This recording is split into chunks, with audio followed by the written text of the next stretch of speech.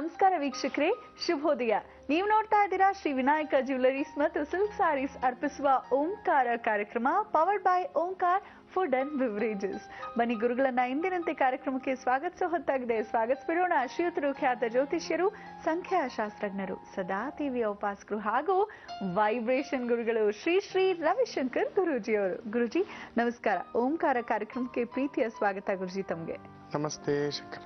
ಗುರುಜಿ, ಆಷಾಢ ಮಾಸದ ಪ್ರಾರಂಭವಾಗಿದೆ. ಹಾಗಾಗಿ ಸಾಕಷ್ಟು ವಿಶೇಷ ಮಾಹಿತಿಯನ್ನ ಅದರ ಆಚರಣೆಗಳು, ಅನುಷ್ಠಾನಗಳ ಕುರಿತು ತಿಳಿಸ್ಕೊಡ್ತಾ ಇದ್ದೀರಾ. ಇವತ್ತು ಗುರುವಾರ ಬೇರೆ, ಏನ್ ವಿಶೇಷ ಮಾಹಿತಿ ಹೊತ್ತು ತಂದಿದ್ದೀರಾ? ಖಂಡಿತ.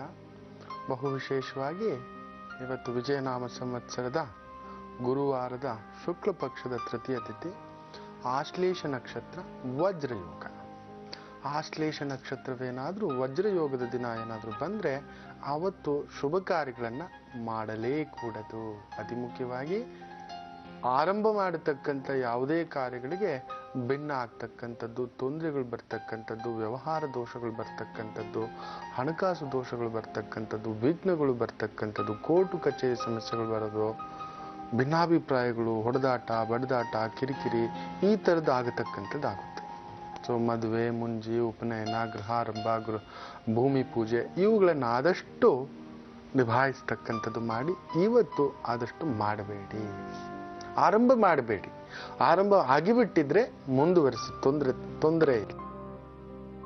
ಇವತ್ತೇನಾದ್ರೂ ಆರಂಭ ಮಾಡ್ಕೋಬೇಕು ಅಂದುಕೊಳ್ತಕ್ಕಂಥ ಆದಷ್ಟು ಎಚ್ಚರಿಕೆಯಿಂದ ಮಾಡಬಾರ್ದು.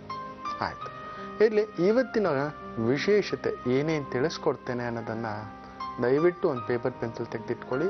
ಇವತ್ತು ಮನೆ ಮದ್ದಿನಲ್ಲಿ ಬಹು ವಿಶೇಷವಾಗಿ ಟೊಮ್ಯಾಟೊ ಉಪಯೋಗಿಸುವುದರಿಂದ ಆಗತಕ್ಕಂಥ ಪ್ರಯೋಜನಗಳೇನು ಇದ್ರ ಬಗ್ಗೆ ತಿಳಿಸ್ಕೊಡ್ತೇನೆ. ಪ್ರತಿನಿತ್ಯ ಈ ಒಂದು ಹಣ್ಣನ್ನ ವಿಶೇಷವಾಗಿ ತರಕಾರಿಯಾಗಿ ಅಡಿಗೆಗೆ ಬಳಸ್ತಿರ್ತೇವೆ. ಆದರೆ ಅದರಲ್ಲಿ ಏನೇನು ಉಪಯೋಗ ಇದೆ ಅನ್ನೋದು ಎಷ್ಟೋ ಜನಕ್ಕೆ ಗೊತ್ತಿಲ್ಲ.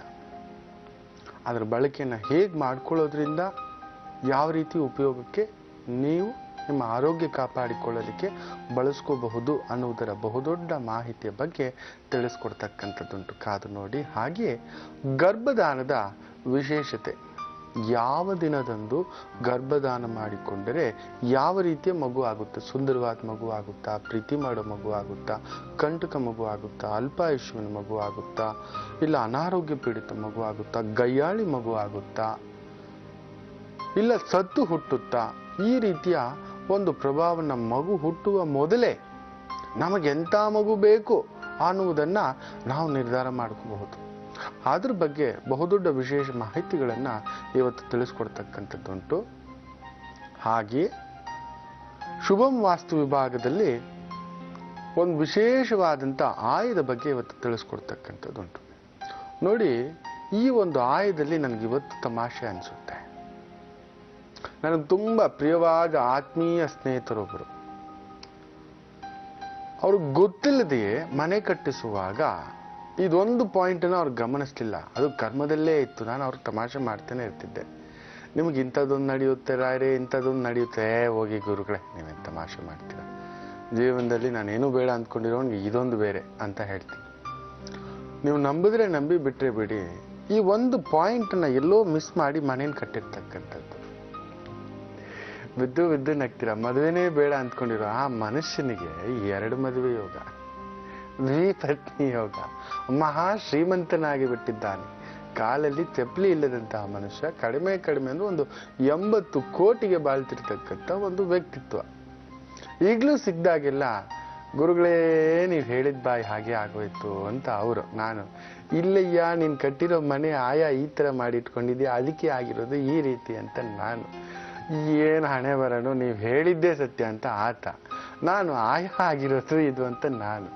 ಆದರೂ ಕರ್ಮ ಬಿಡುವುದಿಲ್ಲ. ಇಂಥ ಆಯದಲ್ಲೇ ನೀವು ಹೋಗಿ ವಾಸಿಸಬೇಕು ಅನ್ನೋದನ್ನ ಫಿಕ್ಸ್ ಮಾಡಿಟ್ಟಿರುತ್ತೆ. ಸೊ ಅಂಥ ಒಂದು ಆಯದ ಬಗ್ಗೆ, ಶ್ರೀಮಂತಿಗೆ ಬೇಕು ಅಂದ್ರೂ ಓಕೆನೆ, ಆದರೆ 2 ಮದುವೆ ಮಾಡಿಸ್ಬಿಡುತ್ತೆ ಈ ಆಯ. ಯಾವ ಆಯ, ಅದರಿಂದ ಆಗೋ ಪ್ರಯೋಜನಗಳೇನು, ತೊಂದರೆಗಳೇನು, ಅಂತ ವಿಶೇಷವಾದ ಆಯದ ಹೆಸರೇನು ಅನ್ನೋದ್ರ ಬಗ್ಗೆ ನಾನು ನಿಮಗೆ ಮುಂದಿನ ಭಾಗದಲ್ಲಿ ತಿಳಿಸ್ಕೊಡ್ತೇನೆ. ಕಾದು ನೋಡಿ. ಹಾಗೆ ಬಹು ವಿಶೇಷವಾಗಿ ಆಷಾಢ ಲಕ್ಷ್ಮಿಯ ವ್ರತದ ಬಗ್ಗೆ ತಿಳಿಸ್ಕೊಡ್ತಿದ್ದೆ. ತಯಾರಿಗಳು ಯಾವ ರೀತಿ ಇರಬೇಕು ನೀವು ಬರೀ ಲಕ್ಷ್ಮೀ ಪೂಜೆ ಮಾಡ್ಕೋತೀವಿ ಗುರುಗಳೇ ನಮ್ಮ ಮಟ್ಟಕ್ಕೆ. ನೋಡಿ, ಲಕ್ಷ್ಮಿ ಬಂದು ಬಹು ವಿಶೇಷವಾಗಿ ಆಕೆ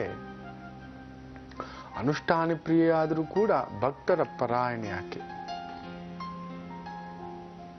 ಭಕ್ತರು ಏನಿಟ್ಟರೂ ಆಕೆ ಒಪ್ಪಿಕೊಳ್ಳುತ್ತಾಳೆ. ಆದರೂ ಅನುಷ್ಠಾನದಿಂದಲೇ ಮಾಡಬೇಕಾಗುತ್ತೆ. ಆ ಅನುಷ್ಠಾನಗಳೇನು? ಅತಿ ಮುಖ್ಯವಾಗಿ ಪೂಜೆ ಮಾಡೋದು ಒಲ್ದಿಲ್ಲ ಅಂತ ಎಷ್ಟೋ ಜನ ಹೇಳೋದು. ಕಾರಣಗಳು ತುಂಬಾ ಇದ್ದಾವೆ. ಆ ಕಾರಣಗಳು ಏನು ಅನ್ನೋದನ್ನ ಆ ಮುಂದಿನ ಭಾಗದಲ್ಲಿ ಈ ಒಂದು ಲಕ್ಷ್ಮೀ ಪೂಜೆಯ ಬಗ್ಗೆ ತಿಳಿಸ್ಕೊಡ್ತಕ್ಕಂಥದ್ದುಂಟು. ಸೊ ದಯವಿಟ್ಟು ಅದನ್ನು ಫಾಲೋ ಮಾಡಲೇಬೇಕು. ಆಮೇಲೆ ಬಂದು ನನ್ನ ಬ್ಲೇಮ್ ಮಾಡಬೇಡಿ, ಗುರುಗಳೇ ನೀವು ಹೇಳ್ಕೊಟ್ರಿ, ಪೂಜೆ ಮಾಡ್ದೋ, ನಮ್ಗೆ ಒಲ್ದಿಲ್ಲ, ನಮ್ಗೆ ಮದುವೆ ಆಗಲಿಲ್ಲ, ಡೈವರ್ಸ್ ಆಗಿರೋಗಿ ಮದುವೆ ಆಗಲಿಲ್ಲ, ಇದರ ಏನೇನೋ ಕಥೆಗಳೆಲ್ಲ ಕಟ್ಟಬೇಡಿ. ಆಮೇಲೆ ನನ್ನನ್ನು ಬೈಕೋಬೇಡಿ. ಯಾಕಂದರೆ it's a system. You follow the system, why it will not happen. ನೋಡಿ, ತಲೆಮಾರುಗಳಿಂದಲೂ ಶತಮಾನಗಳಿಂದಲೂ ಆ ಸಿಸ್ಟಮ್ ಬದಲಾಗಿಲ್ಲ. ಸೂರ್ಯ 6:06 ಬರ್ತಾನೆ ಎದ್ದು, ಅವನು ಬದಲಾಗಿಲ್ಲ, ನಾವೇ ಬದಲಾಗಿರೋದು ಸೋಮಾರಿಗಳು. We don't work systematically. ಅದಕ್ಕೆ ನಾನು ಆಗಾಗ ಹೇಳ್ತಿರ್ತೇನೆ, ನೀವು ಯಾರ ಹತ್ರ ಬೇಕಾದರೂ ಸುಳ್ಳು ಹೇಳ್ಬೋದು. ನಿಮ್ಮದು ಅಂತ ಒಬ್ಬ ಅಂತರ್ಸಾಕ್ಷಿ ಇದ್ದಾನೆ, ಮನಸ್ಸಾಕ್ಷಿ ಇದ್ದಾನೆ, ಆತ್ಮಸಾಕ್ಷಿ ಇದೆ. ಅದಕ್ಕೆ ಸುಳ್ಳು ಹೇಳಲಾರಿರಿ. ನೀವು ಯಾರ ಹತ್ರ ಏನು ಮುಚ್ಚಿಟ್ರು ಕೂಡ ನೀವು ನಿಮ್ಮ ನಿಜತನವನ್ನ ನಿಮ್ಮ ಅಂತರ್ಸಾಕ್ಷಿ ಹೇಳ್ಕೊಡುತ್ತೆ. ನಿಮ್ಮ ಆತ್ಮಸಾಕ್ಷಿ ಇರುತ್ತೆ, ಏ ಕಳ್ಳ ತಪ್ಪು ಮಾಡ್ತಿದ್ದೀಯೋ, ಖಂಡಿತ ಹೇಳುತ್ತೆ. ಏ ಕಳ್ಳ ಮೋಸ ಮಾಡ್ತಿದ್ದೀಯೋ, ಏ ಸುಳ್ಳು ಹೇಳ್ತಿದ್ಯೋ, ಅದು ಹೇಳುತ್ತೆ. ನೀವು ಎಷ್ಟೇ ದೊಡ್ಡ ನಟನಾಗಿದ್ರೂ ಕೂಡ, ದೇವರ ಹತ್ರ ಮುಚ್ಚಿಟ್ರು ಕೂಡ ನಿಮ್ಮ ನಿಜವನ್ನ ಗೊತ್ತಾಗತಕ್ಕಂಥ ಬಹುದೊಡ್ಡ ಸ್ನೇಹಿತ ಇಲ್ಲೊಬ್ಬನಿದ್ದಾನೆ, ಆತ್ಮಸಾಕ್ಷಿ ಅಂತ. ಆತ್ಮಸಾಕ್ಷಿಗಿಂತಲೂ ದೊಡ್ಡದಾದಂಥ ದೇವರಿಲ್ಲ. ಅದಕ್ಕೆ ನಾವು ಕೆಲವೊಮ್ಮೆ ಪ್ರಮಾಣಗಳನ್ನು ಮಾಡುವಾಗ, ನಿಜವನ್ನು ಹೇಳುವಾಗ ಹೀಗೆ ಹೇಳ್ತೇವೆ, ನನ್ನ ಆತ್ಮಸಾಕ್ಷಿಯನ್ನು ಮೀರಿ ನಾನು ಇದನ್ನು ಮಾಡಿಲ್ಲ, ನನ್ನ ಆತ್ಮಸಾಕ್ಷಿಗೆ ಗೊತ್ತಿದೆ, ನನ್ನ ಅಂತಃಕರಣಕ್ಕೆ ಗೊತ್ತಿದೆ ಅನ್ನತಕ್ಕಂಥದ್ದು ಹೇಳ್ತೇವೆ. ಹಾಗೆ ಅನುಷ್ಠಾನಗಳು, ಪೂಜೆಗಳು ಮಾಡ್ಕೋತೀರಾ, but you will not follow the ಸಿಸ್ಟಮ್ನ ಫಾಲೋ ಮಾಡಿರಲ್ಲ. ಆಮೇಲೆ ಬಂದು ಕೊರಗ್ತಕ್ಕಂಥದ್ದು, ನಾನು ಹೀಗಾಗ್ಬಿಡ್ತು, ಹಂಗಾಗ್ಬಿಡ್ತು. ನಿಮ್ಮ ಅಂತರ್ಸಾಕ್ಷಿಗೆ ಗೊತ್ತಿರುತ್ತೆ ನೀವು ಹೇಗೆ ಮಾಡಿದ್ರಿ, ಹೇಗಿದ್ರಿ, ಈಗ ಹೇಗಿದ್ದೀರಾ. ಆದ ತಪ್ಪುಗಳನ್ನು ಬಿಟ್ಟು ಬಿಡಿ. ನಾನು ಅಷ್ಟೇ ಹೇಳಬಲ್ಲೆ, ಪದೇ ಪದೇ ತಪ್ಪುಗಳು ಮಾಡ್ತಾ ಇರಬೇಡಿ. ತಪ್ಪಾಗಿದೆ, ಎಲ್ಲೋ ಗೊತ್ತಿಲ್ಲ ಕದ್ದು ಬಿಟ್ಟಿದ್ದೀರಿ, ಎಲ್ಲೋ ಗೊತ್ತಿಲ್ಲ ತಿಂದು ಬಿಟ್ಟಿದ್ದೀರಿ, ಎಲ್ಲೋ ಗೊತ್ತಿಲ್ಲ ಸುಳ್ಳು ಹೇಳಿಬಿಟ್ಟಿದ್ದೀರಿ, ಇಟ್ಸ್ ಓವರ್. ಬದಲಾಯಿಸ್ಕೊಳ್ಳಿ, ನಿಮ್ಮ ಆತ್ಮಸಾಕ್ಷಿಗೆ ಹೇಳ್ಕೊಳ್ಳಿ, ನಾನು ಮತ್ತೆ ತಪ್ಪು ಮಾಡೋದಿಲ್ಲ, ಪ್ರಚೋದನೆ ಕೊಡು, ನನ್ನ ದಾರಿಲಿ ನಾನು ನಡೆಯೋದಕ್ಕೆ ನನಗೆ ಒಳ್ಳೆಯವನಾಗ್ಲಿಕ್ಕೆ ಒಂದು ಅವಕಾಶ ಕೊಡು ಅಂತ ಪ್ರತಿನಿತ್ಯ ಈ ರೀತಿ ಇಟ್ಕೊಳ್ಳೋ ಒಂದು 5 ನಿಮಿಷ ಪ್ರಾರ್ಥನೆ ಮಾಡಿ ನೋಡಿ, ನಿಮ್ಮಲ್ಲಾಗೋ ಬದಲಾವಣೆ ನೋಡಿ.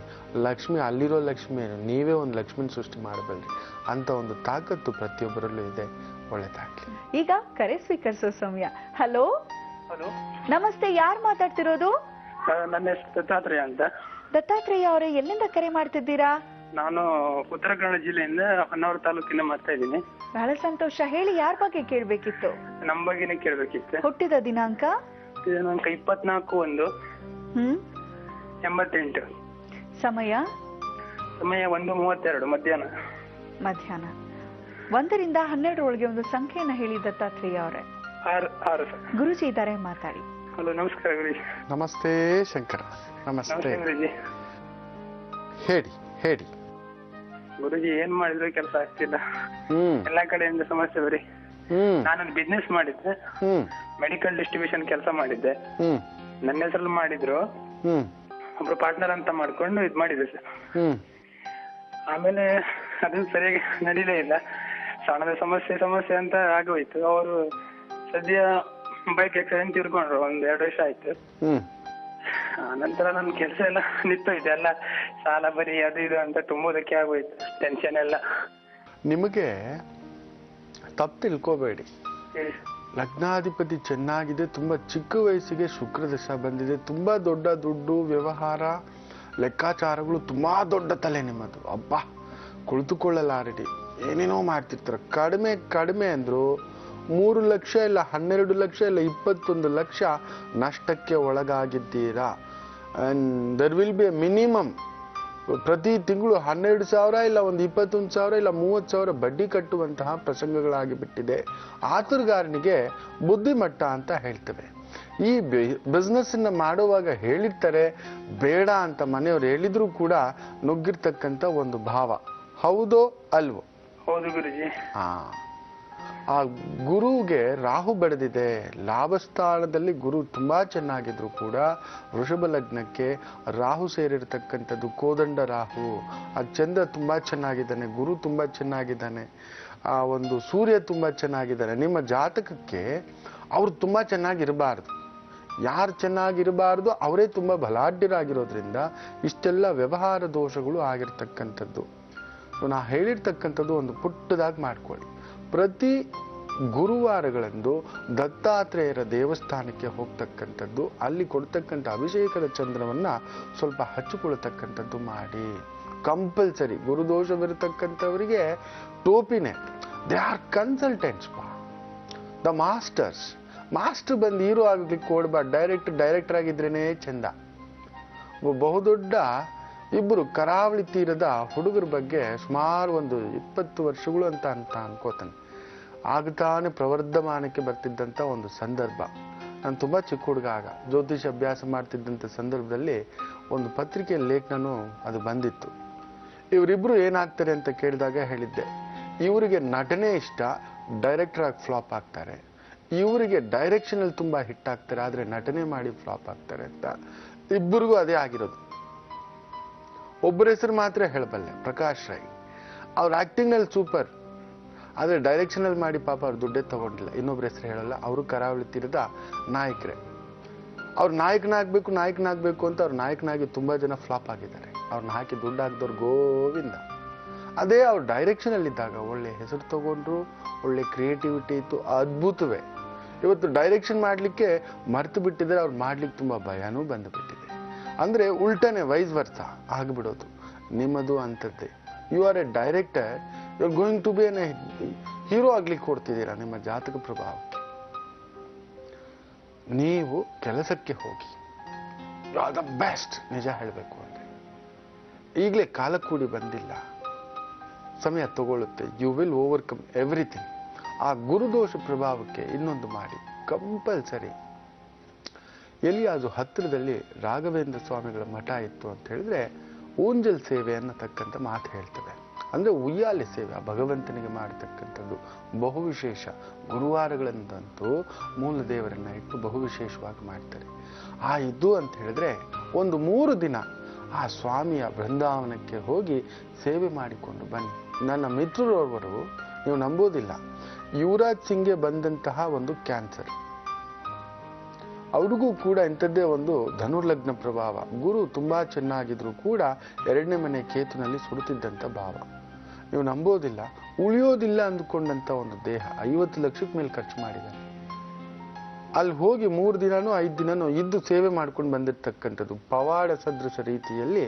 ಮೊನ್ನೆ ಒಂದು ಕಾರ್ ತಗೊಂಡಿದ್ದಾರೆ. ಗುರುಗಳೇ ನೋಡಿ ಸಾರ್ ತಗೊಂಡಿದ್ದಾನೆ, ಹೋಗ್ಲಿ ಬಿಡಿ ಸರ್. ಇಬ್ರು ನಾವು ತುಂಬಾ ಆತ್ಮೀಯ ಗೆಳೆಯರು. ಇಬ್ರು ಒಂದೇ ಸಲ ಒಂದು ದೊಡ್ಡ ಬ್ಯಾಂಕಿಂಗ್ ಸಂಸ್ಥೆನಲ್ಲಿ ಕೆಲಸ ಶುರು ಹಚ್ಚಿದಂಥವ್ರು. ಪವಾಡ ನಡೆದಿದೆ, ಇದೆ ರಾಯರ ಪವಾಡ ಇನ್ನೂ ಇದೆ, ನಡೀತಿದೆ, ನಡೆಯುತ್ತಲೇ ಇರುತ್ತೆ. ಮಾಡ್ಕೊಂಡು ಬನ್ನಿ. ಆ ಗುರು ದೋಷಕ್ಕೆ ನೋಡಿ ತುಂಬಾ ಅದ್ಭುತ ಆಗ್ತೀರಾ. ನಿಮ್ಮ ಸಮಸ್ಯೆ ದೂರವಾಗಿ ನೆಮ್ಮದಿಯ ತಾಣ ಕಾಣ್ತೀರಾ. ಹೋಗಿ ಬನ್ನಿ. ಗುರುಬಲ ಬಂದಿದೆ. 1.5 ವರ್ಷದಿಂದ ಏನೇನು ಕಳ್ಕೊಂಡಿದ್ದೀರೋ ಅದೆಲ್ಲವನ್ನು ಮತ್ತೆ ಪಡೆದುಕೊಳ್ಳತಕ್ಕಂಥ ಸಮಯ ಬಂದಿದೆ. ಜೀವನ ಚೆನ್ನಾಗಿರುತ್ತೆ. ಹೋಗಿ ಬನ್ನಿ. ದತ್ತಾತ್ರೇಯ ಅವರೇ, ಧನ್ಯವಾದಗಳು ನಮ್ಮ ಕಾರ್ಯಕ್ರಮಕ್ಕೆ ಕರೆಯನ್ನ ಮಾಡಿದ್ದಕ್ಕಾಗಿ. ಇನ್ನು ಮುಂದೆ ತುಂಬಾ ಒಳ್ಳೆ ದಿನ ಇದೆ ನಿಮ್ಮ ಮುಂದೆ ಅಂತ ಗುರುಜಿ ಹೇಳಿದ್ದಾರೆ. ಒಳ್ಳೇದಾಗ್ಲಿ. ಗುರುಜಿ, ಈಗೇನ್ ತಿಳಿಸ್ತಾ ಇದ್ದೀರಾ ಗುರುಜಿ? ಈ ಗರ್ಭದಾನದ ವಿಶೇಷ ಮೊನ್ನೆ ನಾನು ಹೇಳ್ತಿದ್ದೆ. ಗರ್ಭದಾನದ ಒಂದು ಮಹತ್ವದ ಬಗ್ಗೆ ಯಾವ್ಯಾವ ದಿನ ಅಂತ ಅಂಕಣ ಆರಂಭವೂ ಮಾಡಿದ್ದೆ. ಕಂಪಲ್ಸರಿ ನಮ್ಮ ಒಂದು ಜ್ಯೋತಿಷ್ಯಾರಿತ್ಯ ವೇದಗಳ ಮಹತ್ವದ ಪ್ರಕಾರ ಆ ಒಂದು ಹೆಣ್ಣು, ಆ ಒಂದು ತಾಯಿ ಜೀವ, ಆ ಒಂದು ಮೆನ್ಸೆಸ್ಟ್ರಲ್ ಆದ ಮೇಲೆ 5ನೇ ದಿನದಿಂದ 16ನೇ ದಿನದವರೆಗೆ ಆ ಗರ್ಭದಾನ ಮಾಡಿಸ್ಕೊಳ್ಬೇಕು ಅನ್ನತಕ್ಕಂಥ ನಿಯಮ ಇದೆ. ಇವತ್ತೇನೇನೋ ಸಿಸ್ಟಮ್ಸ್ ಹೇಳ್ತಾರೆ, ನನಗೆ ಅದ್ರ ಬಗ್ಗೆ ಗೊತ್ತಿಲ್ಲ. ಇವನ್ ವಿಜ್ಞಾನವು ತುಂಬ ಪವಾಡಗಳನ್ನು ಮಾಡ್ತಿರ್ತಕ್ಕಂಥದ್ದು. ಅದಿಲ್ಲದೆಯೇ ನಾವೂ ಇಲ್ಲ. ಎಲ್ಲದಕ್ಕೂ ದೊಡ್ಡದು ಸುಜ್ಞಾನ ಅನ್ನತಕ್ಕಂಥದ್ದು. ಮೊನ್ನೆ ನಾನು ಹೇಳ್ತಿದ್ದೆ, ಈ 4ನೇ ದಿನ ಗರ್ಭದಾನವಾದರೆ ಏನು ತೊಂದರೆ ಆಗ್ಬೋದು, 5ನೇ ದಿನ, 6ನೇ ದಿನ, 7ನೇ ದಿನ, 8ನೇ ದಿನ ಅಂತ. ಇವತ್ತು ಈ ಒಂದು 9ನೇ ದಿನದಂದು ಗರ್ಭದಾನವಾಗಿ ಆ ತಾಯಿಗೆ ವಿಶೇಷವಾದಂಥ ಮಗುವನ್ನ ಪಡೆಯುವ ಯೋಗ ಬರುವುದು.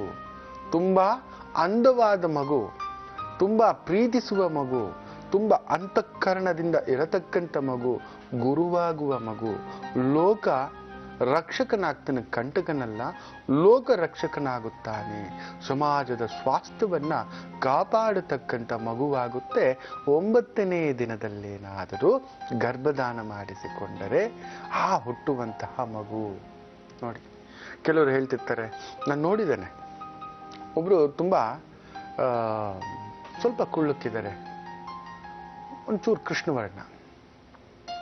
ಅವನ ಮದುವೆ ಆಗಿ ಅಂದರೆ 40 ಆದರೂ ಮದುವೆ ಆಗಿರಲಿಲ್ಲ. ಕಾರಣ ಕೇಳಿದ್ರೆ, ಕೃಷ್ಣವರ್ಣ ಇದ್ದೀನಿ, ನನಗೆ ಮಕ್ಕಳು ಅಂದರೆ ತುಂಬ ಇಷ್ಟ ಗುರುಗಳೇ, ಮದುವೆ ಆದಮೇಲೆ ನನಗೆ ಹುಟ್ಟೋ ಮಗುನು ಕೃಷ್ಣವರ್ಣ ಆಗಿಬಿಟ್ರೆ ಅನ್ನತಕ್ಕಂಥದ್ದು. ಅಯ್ಯೋ ಹುಚ್ಚಪ್ಪ, ನಿಮ್ಮ ತಾಯಿ ಅಷ್ಟು ಬೆಳಕಿದ್ದಾರೆ, ನಿಮ್ಮ ತಮ್ಮ ನೋಡಿ ಎಷ್ಟು ಫೇರ್ ಆಗಿದ್ದಾರೆ, ನಿಮ್ಮ ಜೀನ್ಸ್ ಅಷ್ಟೇ, ಅದನ್ನು ಯಾರು ಕ್ಯಾಲ್ಕುಲೇಷನ್? ಭಗವಂತನ ಸೃಷ್ಟಿ, ಅಲ್ಲೊಂದು ಮ್ಯಾಜಿಕ್ಕು ಮಾಡ್ಕೋಬೋದು. ನೀವು ನನ್ನ ಮಾತು ಕೇಳಿ ಅಂದರೆ ಗಡಬಡಿ. ಆಮೇಲೆ ಅವ್ರಿಗೊಂದು ಮದುವೆ ಮಾಡಿಸಿ, ಅವ್ರಿಗಿಂತ ಒಂದು ದಿನದ ಒಂದು ವಿಶೇಷ ಹೇಳಿಕೊಟ್ಟು, ನೀವು ನಂಬೋದಿಲ್ಲ ಎಷ್ಟು ಚೆನ್ನಾಗಿದೆ ಅಂದರೆ, 7 ವರ್ಷ ಈಗ ಮಗುವಿಗೆ. Is very genius. ಒಂದು ರೀತಿ IIT ಮಾಡಿಕೊಳ್ತಕ್ಕಂಥ ಮಕ್ಕಳ ಒಂದು ಮಟ್ಟಕ್ಕೆ, ಒಂದು ಯುವಕನ ಮಟ್ಟಕ್ಕೆ ಬುದ್ಧಿಮತ್ತೆ 7ನೇ ವಯಸ್ಸಿಗೆ ಕೈ ಹಿಡಿದು ಹೇಳ್ತಾರೆ, ರವಿ ನಿಮ್ಮಿಂದ ನಮ್ಮ ಮನೆ ಆಯಿತು, ಕುಟುಂಬ ಆಯಿತು, ನನಗೊಂದು ಸುಂದರವಾದ ಮಗು ಆಯಿತು.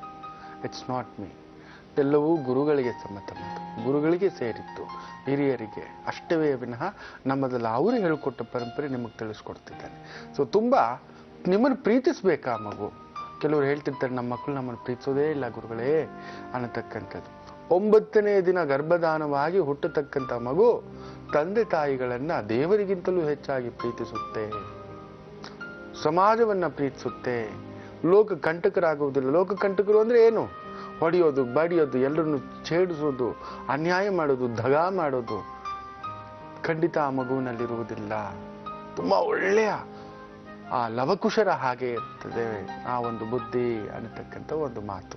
ಏನು 10ನೇ ದಿನವೇನಾದರೂ ಗರ್ಭದಾನವಾಗಿ ಜನಿಸಿದಂಥ ಮಗು ಸಾಮಾನ್ಯವಾಗಿ ಹೆಣ್ಣು ಮಗುವಾಗುವ ಸಾಧ್ಯತೆ ಜಾಸ್ತಿ ಅಂತ ಹೇಳ್ತಾರೆ. ಆದರೆ ತುಂಬಾ ಸುಂದರವಾದ ದೀರ್ಘಾಯುಷ್ಯವಿನ ಅಧಿಕಾರ ಪಡೆಯುವಂತಹ ಮಗು ಹುಟ್ಟುವುದು ಅನ್ನತಕ್ಕಂಥ ಮಾತಿದೆ. It's an fantastic kid. ಆ ಮಗು ಹೆಜ್ಜೆ ಮನೆಯಲ್ಲಿ ಲಕ್ಷ್ಮಿಯನ್ನೇ ತಗೊಂಡು ಬರುತ್ತಾಳೆ.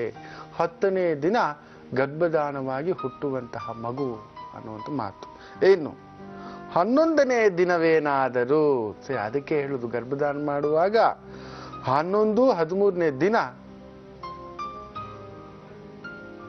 11, 13ನೇ ದಿನ ಗರ್ಭದಾನ ಮಾಡ್ಕೋಬಾರ್ದು ಅಂತಾರೆ. ಆದರೂ ಗೊತ್ತಿಲ್ಲದೆಯೇ 11ನೇ ದಿನವೇನಾದರೂ ಗರ್ಭದಾನವಾಗಿ ಆ ಹುಟ್ಟುವಂತ ಮಗು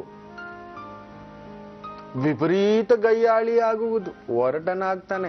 ಹೆಣ್ಣು ಮಗು ಹುಟ್ಟೋದದು, ಅಯ್ಯೋಯ್ಯೋ ರಾಮ, ತಾಯಿಗೆ ಅವಳನ್ನ ಕಾವಲು ಕಾಯೋದೇ ಆಗಿಬಿಡುತ್ತೆ. ಹುಡುಗರ ತರ ಆಡುವಳು, ಬಾಯ್ ಕಟ್ ಹೊಡಿಸ್ಕೊಂಡು ಬೈಕ್ ಎತ್ಕೊಂಡು ರೇಸ್ ಹೋಗ್ತಾಳೆ, ಕೇಳೋಲ್ಲ, ಮನೆ ಬಿಟ್ಟು ಹೋಗುತ್ತಾಳೆ, ತಾಯಿಯನ್ನು ಹೊಡೆಯುತ್ತಾಳೆ, ಕುಡಿತಕ್ಕೆ ದಾಸಳಾಗುತ್ತಾಳೆ. ಹೆಣ್ಣು ಮಗು ಅವಳು ಕುಡಿತಕ್ಕೆ ದಾಸಳಾಗುತ್ತಾಳೆ, ಕುಲಟೆಯಾಗುತ್ತಾಳೆ, ಕುಟುಂಬದ ಒಂದು ಯಶಸ್ಸಿಗೆ ಕೇಡನ್ನ ಬಯಸ್ತಕ್ಕಂಥವಳಾಗುತ್ತಾಳೆ, ತಂದೆ ತಾಯಿಯ ಮಾತನ್ನ ನಿಕೃಷ್ಟವಾಗಿ ನೋಡತಕ್ಕಂಥವಳಾಗುತ್ತಾಳೆ. ಆದರೆ ತನ್ನ ಕಾಲ ಮೇಲೆ ತಾನೇ ನಿಲ್ಲುವಂತಹ ಮಗುವಾಗುತ್ತಾಳೆ. ಗಂಡನನ್ನು ಒದ್ದು ಓಡಿಸುತ್ತಾಳೆ, ಗಂಡನನ್ನು ಜೈಲಿಗೆ ಹಾಕಿಸುತ್ತಾಳೆ, ಅತ್ತೆ ಮಾವಂದಿರನ್ನ ಜೈಲಿಗೆ ಹಾಕಿಸ್ತಾಳೆ. ಕೆಲವರು ಹೇಳ್ತಿರ್ತಾರ, ಅದೇನೋ ಗುರುಗಳೇ ಹಿಂಗಾಗ್ಬಿಡ್ತು ನೋಡಿ, ಅಂತ ಸೊಸೆ ಏನಾದ್ರು ನಿಮ್ಗೆ ಜೈಲಿಗೆ ಹಾಕ್ಸಿದಾಳೆ, ತುಂಬಾ ಒಳ್ಳೇದ್ ಮಾಡಿ. ತುಂಬಾ ನನಗೆ ಒಂದು ಕ್ಲೈಂಟ್ ಪಾಪ ತುಂಬಾ ದೊಡ್ಡ navy officer, very big navy officer. ಅವ್ರ ತಂದೆ ತಾಯಿ ಕಣ್ಣೀರ್ ಹಾಕೊಂಡು ಹೇಳೋದೇನು ಗೊತ್ತಾ, ಆ ಹುಡುಗಿ ಅಷ್ಟು ದೊಡ್ಡ ನೇವಿ ಆಫೀಸರ್ನ ಉಗುರಲ್ಲಿ ಗಿರ್ಗಿಟ್ಲೆ ಆಡಿಸ್ತಾಳೆ, ಗುರುಗಳೇ ಬೇಡ ನಮ್ಗೆ ಅಂತ ಬ್ಲ್ಯಾಕ್ ಮೇಲ್ ಇರ್ತಾರೆ. ಇಂಥ 11ನೇ ದಿನ ಇಲ್ಲ 13ನೇ ದಿನ ಹುಟ್ಟದಂತ ಹೆಣ್ಮಕ್ಳು ಪಕ್ಕಾ ಆಗಿರ್ತವೆ. ಇಲ್ಲ ಅಂದ್ರೆ ಖಂಡಿತ ಅಷ್ಟು ಒಂದು ಕೆಟ್ಟ ಬುದ್ಧಿ ಯಾವ ಹೆಣ್ಣಿಗೂ ಬರೋಲ್ಲ. ಗೊತ್ತೋ ಗೊತ್ತಿಲ್ಲದೆಯೋ ಗರ್ಭದಾನವಾಗಿ ಈ ತರದ ಒಂದು 11ನೇ ದಿನದಿಂದ ಹುಟ್ಟದಂತ ಮಕ್ಕಳಿಗೆ ಆ ತರದ ವಿಕೃತ ಬುದ್ಧಿ ಬರುತ್ತೆ. ಇನ್ನು 12ನೇ ದಿನ ಐಶ್ವರ್ಯವಂತ, ಅದೃಷ್ಟವಂತ, ಇಡೀ ಕುಟುಂಬಕ್ಕೆ ಅದೃಷ್ಟವನ್ನು ತಂದು ಕೊಡತಕ್ಕಂತಹ ಮಗುವೊಂದು ಜನಿಸುವುದು, ಕೃಷ್ಣನಂತ ಮಗು ಜನಿಸುವುದು, ಪಟ್ಟಂ ಸಟ್ಟಂ ಆಳಿಬಿಡುವಾನಂತ ಮಾತು ಹೇಳ್ತಾರೆ. 12ನೇ ದಿನವೇನಾದರೂ ಗರ್ಭಧಾರಣೆಯಾಗಿ ಗರ್ಭಧಾನ ಮಾಡಿದರೆ ಹುಟ್ಟುವಂತಹ ಮಗು ವಿಶೇಷವಾದಂತಹ ಅದೃಷ್ಟ. ಅಂದ್ರೆ ಊಟಕ್ಕಿಲ್ಲದ ಪರದೇಸಿ ಕುಟುಂಬ ಕೋಟೀಶ್ವರರಾಗಿ ಬಿಡುವರು. ನೀವು ಕೇಳಿರ್ತೀರ ಕೆಲವು ಕುಟುಂಬದಲ್ಲಿ, ಆ ಕೃಷ್ಣಯ್ಯ ಹುಟ್ಟದಪ್ಪ ಮನೆಯಲ್ಲಿ, ಓ ರಾಮ ಎಲ್ಗೋ ತಗೊಂಡು ಹೋಗ್ಬಿಡ್ತು ಅವರನ್ನ, ಅರಸೊತ್ತಿಗೆ ಬಾಳಿಸಿಬಿಡ್ತು ಅನ್ನತಕ್ಕಂಥ ಮಾತು ಕೇಳ್ತಿರ್ತೇವೆ. ಲಕ್ಷ್ಮಿ ತಾಂಡವ ಆಡ್ತಿದ್ದ ಆ ಮನುಷ್ಯ, ಏನೋ ಅಪ್ಪ, ಖಂಡಿತ ಅಲ್ಲೊಂದು ಅದ್ಭುತಗಳಿರುತ್ತವೆ. ಖಂಡಿತ ಅಲ್ಲಿ ಎಲ್ಲೋ ಈ ತರದ ಒಂದು 12ನೇ ದಿನದ ಒಂದು ಗರ್ಭದಾನ, ಅಧಿಕಾರವುಳ್ಳ ಮಗುವಾಗುತ್ತಾನೆ. ಆ ಮಗುವಿಗೆ ಬಹುದೊಡ್ಡ position, it's kind of A DC minimum, district collector, police commissioner, ಒಂದು ದೊಡ್ಡ ಇನ್ಕಮ್ ಟ್ಯಾಕ್ಸ್ ಕಮಿಷನರ್, ಅಬಕಾರಿ ಇಲಾಖೆ ಕಮಿಷನರ್, ತೆರಿಗೆ ಇಲಾಖೆ ಕಮಿಷನರ್, ಅದಕ್ಕಿಂತಲೂ ದೊಡ್ಡದು ಪದವಿ ಅನ್ನತಕ್ಕಂಥದ್ದು ಚೀಫ್ ಸೆಕ್ರೆಟರಿಯೇಟ್, ಗವರ್ನರ್ಸ್ ಒಂದು ಪೊಸಿಷನ್ಸ್ ಮಟ್ಟದಲ್ಲಿ ಹುಟ್ಟತಕ್ಕಂಥದ್ದು, ರಾಜಗೌರವ, ರಾಜಲಾಂಛನ, ಗಜಲಾಂಛನ, ಇವೆಲ್ಲವನ್ನು ಪಡೆಯತಕ್ಕಂಥ ಯೋಗ 12ನೇ ದಿನದ ಮಗುವಿನಲ್ಲಿರುತ್ತೆ ಅನ್ನತಕ್ಕಂಥ ಮಾತಿದೆ. ಗರ್ಭದಾನವಾದರೆ, ಆವತ್ತು ಗರ್ಭದಾನವಾಗಿ ಹುಟ್ಟಿದರೆ. ಇನ್ನಷ್ಟು ಇದೆ ಈ ಗರ್ಭದಾನದ ಬಗ್ಗೆ, ಮುಂದಿನ ಭಾಗಗಳಲ್ಲಿ ಇಲ್ಲ ಮುಂದಿನ ಸಂಚಿಕೆಗಳಲ್ಲಿ ಹೇಳ್ತೇನೆ, ಕಾದು ನೋಡಿ. ಮತ್ತೊಂದು ಕರೆ ಸಿದ್ಧವಾಗಿದೆ, ಯಾರು ಮಾಡಿದ್ದಾರೆ ಕೇಳೋಣ. ಹಲೋ ಹಲೋ, ನಮಸ್ತೆ ದಿವ್ಯಾರೆ. ನಮಸ್ತೆ ಅಮ್ಮ, ಯಾರು ಮಾತಾಡ್ತಿರೋದು? ನಾನು ಜ್ಯೋತಿ ಅಂತ. ಇನ್ನೊಮ್ಮೆ ಹೇಳಿ. ನಾನು ಕೊಪ್ಪಳಿಂದ ಮಾತಾಡ್ತಾ ಇದ್ದೀನಿ. ನನ್ನ ಬಗ್ಗೆ ಕೇಳಬೇಕಾಗಿತ್ತು. ಹೇಳಿ, ನಿಮ್ ಹೆಸರು ಹೇಳಿಮ್ಮ. ನನ್ನ ಹೆಸರು ಜ್ಯೋತಿ. ಜ್ಯೋತಿ ಅವರೇ, ಯಾರ ಬಗ್ಗೆ? ನಿಮ್ ಬಗ್ಗೆನೆ ಕೇಳ್ಬೇಕಿತ್ತ? ಹುಟ್ಟಿದ ದಿನಾಂಕವನ್ನ ತಿಳಿಸಿ. ನನ್ನ ಬಗ್ಗೆ ಕೇಳಬೇಕಾಗಿತ್ತು.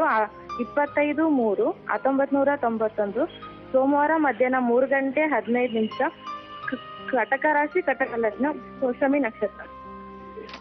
ಸಿಕ್ಕಾಪಟ್ಟೆ ಸೂಪರ್ ಫಾಸ್ಟ್ ಕಣ್ರಿ ನೀವು. 1ರಿಂದ 12 ಒಳಗೆ ಒಂದು ಸಂಖ್ಯೆಯನ್ನ ಹೇಳಿಮ್ಮ. 9. ಗುರುಜಿ ಇದ್ದಾರೆ, ಮಾತಾಡಿ ಜ್ಯೋತಿ ಅವರೇ. ಆಯ್ತು. ನಮಸ್ತೆ ಶಂಕರ. ನನ್ನ ಮನೇಲಿ ಮದ್ವೆ ಮಾಡ್ಬೇಕಂತ ಎಷ್ಟು ಪ್ರಯತ್ನ ಪಟ್ರು ಆಗ್ತಾ ಇಲ್ಲ ಗುರುಜಿ. ಯಾರು ಜಾತಕ ತೋರಿಸಿದ್ರೆ ನಿಮ್ಗೆ ಸರ್ಪ ದೋಷ ಇದೆ ಅಂದಿದ್ದಕ್ಕೆ ನಾವು ಸುಬ್ರಹ್ಮಣ್ಯ ಸ್ವಾಮಿಗೆ ಹೋಗಿ ಆಶೇಷ ಬಲಿ, ನಾಗ ಪ್ರತಿಷ್ಠಾಪನೆ, ಕಳಶ ಸ್ನಾನ, ಪ್ರಾರ್ಥನೆ ಎಲ್ಲಾ ಮಾಡ್ಸ್ಕೊಂಡ್ ಬಂದ್ವಿ. ಮತ್ತೆ ಗ್ರಾಮ ದೇವತೆಗೆ 19 ಮಂಗಳವಾರ ಉಡಿ ತುಂಬಿಸ್ರಿ ಅಂತ ಎಲ್ಲಾ ಮಾಡಿದ್ರು ನನ್ ಮದ್ವೆ ಆಗ್ತಾನೆ ಇಲ್ಲ ಗುರುಜಿ. ಈ ವರ್ಷ ನನ್ ಮದ್ವೆ ಆಗುತ್ತಾ ಗುರುಜಿ? ನನ್ ಮದ್ವೆ ಆದ್ರೆ ಚೆನ್ನಾಗಿರ್ತೀನಿ. ದಯವಿಟ್ಟು ನನ್ ಮದ್ವೆ ಬಗ್ಗೆ ತಿಳಿಸ್ಕೊಡಿ ಗುರುಜಿ. ಯಾವ ವರ್ಷ ನನ್ ಮದ್ವೆ ಆಗ್ಬೋದು? ಸರಿ, ಒಂದು ನೆನಪಿಟ್ಟುಕೊಳ್ಳಿ, ಪ್ರತಿಯೊಬ್ಬರಿಗೂ 2 ಬಾರಿ ಜನನವಾಗುವುದು. ಎಷ್ಟೋ ಜನಕ್ಕೆ ಗೊತ್ತಿಲ್ಲ. ಒಂದು ತಾಯಿಯ ಹೊಟ್ಟೆಯಿಂದ, 2ನೇದು ಮದುವೆಯಿಂದ. ತಾಯಿ ಹೊಟ್ಟೆಲಿಟ್ಟುವಾಗ ನಮ್ಗೆ ಯಾರೂ ಇರೋಲ್ಲ, ಆ ತಾಯಿನೇ ಜೀವನ. ಹುಟ್ಟಿ ನಮ್ಗೊಂದು ರೂಪ ಕೊಟ್ಟು ಒಂದು ಜೀವನ, ಒಂದು ಬದುಕು, ಒಂದು ವಿದ್ಯೆ, ಒಂದು ಕಲಿಕೆ ಅಂತ ಕಲಿಸಿ ನಮ್ಮನ್ನೊಂದು ವ್ಯಕ್ತಿಯಾಗಿ ಮಾಡಿ ಇನ್ನೊಂದು ಹೆಣ್ಣು ಬರ್ತಾಳೆ ನಮ್ಮ ಜೀವನದಲ್ಲಿ. ಅದು ಇಲ್ಲ, ಇನ್ನೊಂದು ಗಂಡು ಬರುತ್ತೆ ನಮ್ಮ ಜೀವನದಲ್ಲಿ ಸಂಗಾತಿಯಾಗಿ. ಪ್ರತಿಯೊಂದು ಜೀವಿಗೂ, ಪ್ರತಿಯೊಂದು ಮನುಷ್ಯನಿಗೂ 2 ಜೀವನ್ಮುಕ್ತಿಯನ್ನು ತಕ್ಕಂಥದ್ದು. ಮದುವೆವರೆಗೂ ಒಂದು ಜೀವನ, ಮದುವೆ ನಂತರ ಇನ್ನೊಂದು ಜೀವನ. ಆದರೆ ಕೆಲವರಿಗೆ ಮದುವೆವರೆಗೂ ಕಷ್ಟ, ಮದುವೆ ನಂತರ ಸುಖ. ಕೆಲವರಿಗೆ ಮದುವೆವರೆಗೂ ಸುಖ, ಕೆಲವರಿಗೆ ಮದುವೆ ನಂತರ ದುಃಖ ಆಗ್ತಕ್ಕಂಥ ಒಂದು ಭಾವ. ನಿಮ್ಮ ಜಾತಕದಲ್ಲಿ ಅಂಥದ್ದೇ ಒಂದು ಪ್ರಭಾವ ಇದೆ ತಾಯಿ. ಸ್ವಲ್ಪ ಕನ್ಫ್ಯೂಷನ್ ಲೇಡಿ, ನೀವೇ ಒಪ್ಪಲ್ಲ.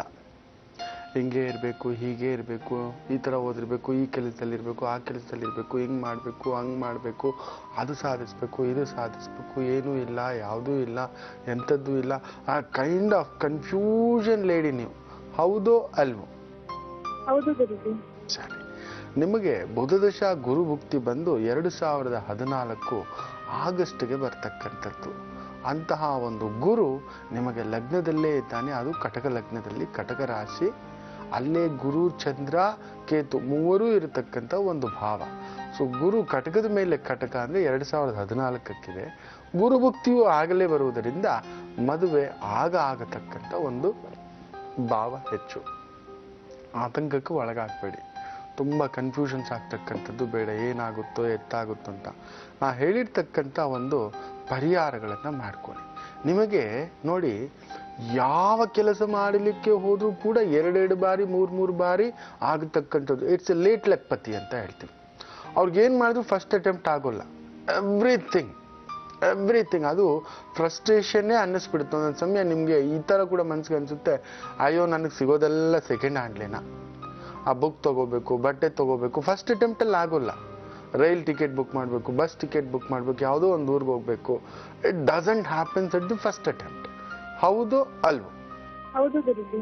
ಹಾ, ಅದಕ್ಕೋಸ್ಕರ ನಾವೊಂದು ಪುಟ್ಟ ಪರಿಹಾರವನ್ನ ಹೇಳ್ತೇನೆ. ಈ ಒಂದು ಶನಿ ಭಾವಕ್ಕೆ ಪ್ರತಿ ಶನಿವಾರ, ತಿಂಗಳಲ್ಲಿ ಒಂದು ಶನಿವಾರ ಆದ್ರೂ ಮಾಡ್ಕೊಳ್ಳುತ್ತಾಯಿ 8 ಉದ್ದಿನ ವಡೆ ಮಾಡಿಬಿಟ್ಟು ಹನುಮಂತರಿಗೆ 8 ಆದ್ರೂ ಅದಕ್ಕೆ ಮೇಲೆ ಎಷ್ಟಾದ್ರೂ ಆಗ್ಬೋದು, ಪುಟ್ಟದಾಗ ಒಂದು 100 ಗ್ರಾಮ್ ಹಾಕೊಂಡು 8 ಚಿಕ್ಕ ಚಿಕ್ಕ ಉದ್ದಿನ ವಡೆ ಆದ್ರೂ ಸರಿ, ನಿನ್ನ ಕೈಯಾರೆ ರುಬ್ಬಿಸಿ ಮಾಡಿ ಅದಕ್ಕೊಂದೊಳ್ಳೆ ಒಂದು ಮೆಣಸೆಲ್ಲ ಹಾಕಿ, ಚಿಕ್ಕದಾಗಿ ಓಂ ಪುಡಿ ಎಲ್ಲ ಹಾಕಿ, ಆ ಒಂಚೂರು ತೆಂಗಿನಕಾಯಿ ಎಲ್ಲ ಹಾಕಿ ಮಾಡಿ ಅದನ್ನು ಭಗವಂತನಿಗೆ ನೈವೇದ್ಯವಾಗಿ ಸಮರ್ಪಿಸುತ್ತಾ ಬನ್ನಿ. ಆವತ್ತು ಹೋದಾಗ ಒಂದು ಬಟ್ಟಲು ಎಳ್ಳೆಣ್ಣೆಯನ್ನು ಕೂಡ ದಾನವಾಗಿ ಕೊಡಿ ದೀಪಕ್ಕೆ. ಆ ಹೇಳಿರ್ತಕ್ಕಂಥದ್ದು ಮಾಡ್ಕೊಳ್ಳಿ. ಪರಿಹಾರಗಳು ಒಳ್ಳೇದಾಗ್ತಕ್ಕಂಥದ್ದು. ಒಳ್ಳೆ ಒಂದು ಗೈನೋಕಾಲಜಿಸ್ಟ್ ಹತ್ರ ದಯವಿಟ್ಟು ಚೆಕಪ್ ಮಾಡಿಸಿ ಫಸ್ಟ್. ಕುಜವಕ್ರನಾದರೆ ಯಾರದೇ ಹೆಣ್ಣು ಮಕ್ಕಳಿಗೆ an egg release will have a problem. ಗುರುವು ಬೇರೆ ವಕ್ರ ನಿಮಗೆ. ಅದಕ್ಕೋಸ್ಕರ ಮಕ್ಕಳು ನಿಧಾನ ಆಗಬೇಕು, ಮದುವೆಯು ನಿಧಾನ ಆಗಬೇಕು. ಇದು ಒಂದು ತೋರಿಸ್ಕೊಡ್ತಿರ್ತಕ್ಕಂಥದ್ದು ಪರಿಹಾರ. ಒಳ್ಳೇದಾಗುತ್ತೆ. ಹೋಗ್ಬನ್ನಿ. ಧನ್ಯವಾದಗಳು ಜ್ಯೋತಿಯವರೇ, ನಮ್ಮ ಕಾರ್ಯಕ್ರಮಕ್ಕೆ ಕರೆಯನ್ನ ಮಾಡಿದ್ದಕ್ಕಾಗಿ. ಗುರುಜಿ, ಮುಂದೆ ಏನ್ ತಿಳಿಸ್ತಾ ಇದ್ದೀರಾ ಗುರುಜಿ?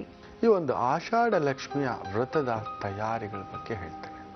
ಅತಿ ಮುಖ್ಯವಾಗಿ ಶುಕ್ರವಾರಗಳಂದು ನಿಮಗೆ ಗೊತ್ತೇ ಇದೆ, ಎಷ್ಟೊತ್ತಿಗೆ ರಾಹುಕಾಲ ಬರುತ್ತೆ, ಬೇಗ ರೆಡಿ ಆಗಬೇಕು ಅನ್ನತಕ್ಕಂಥದ್ದು.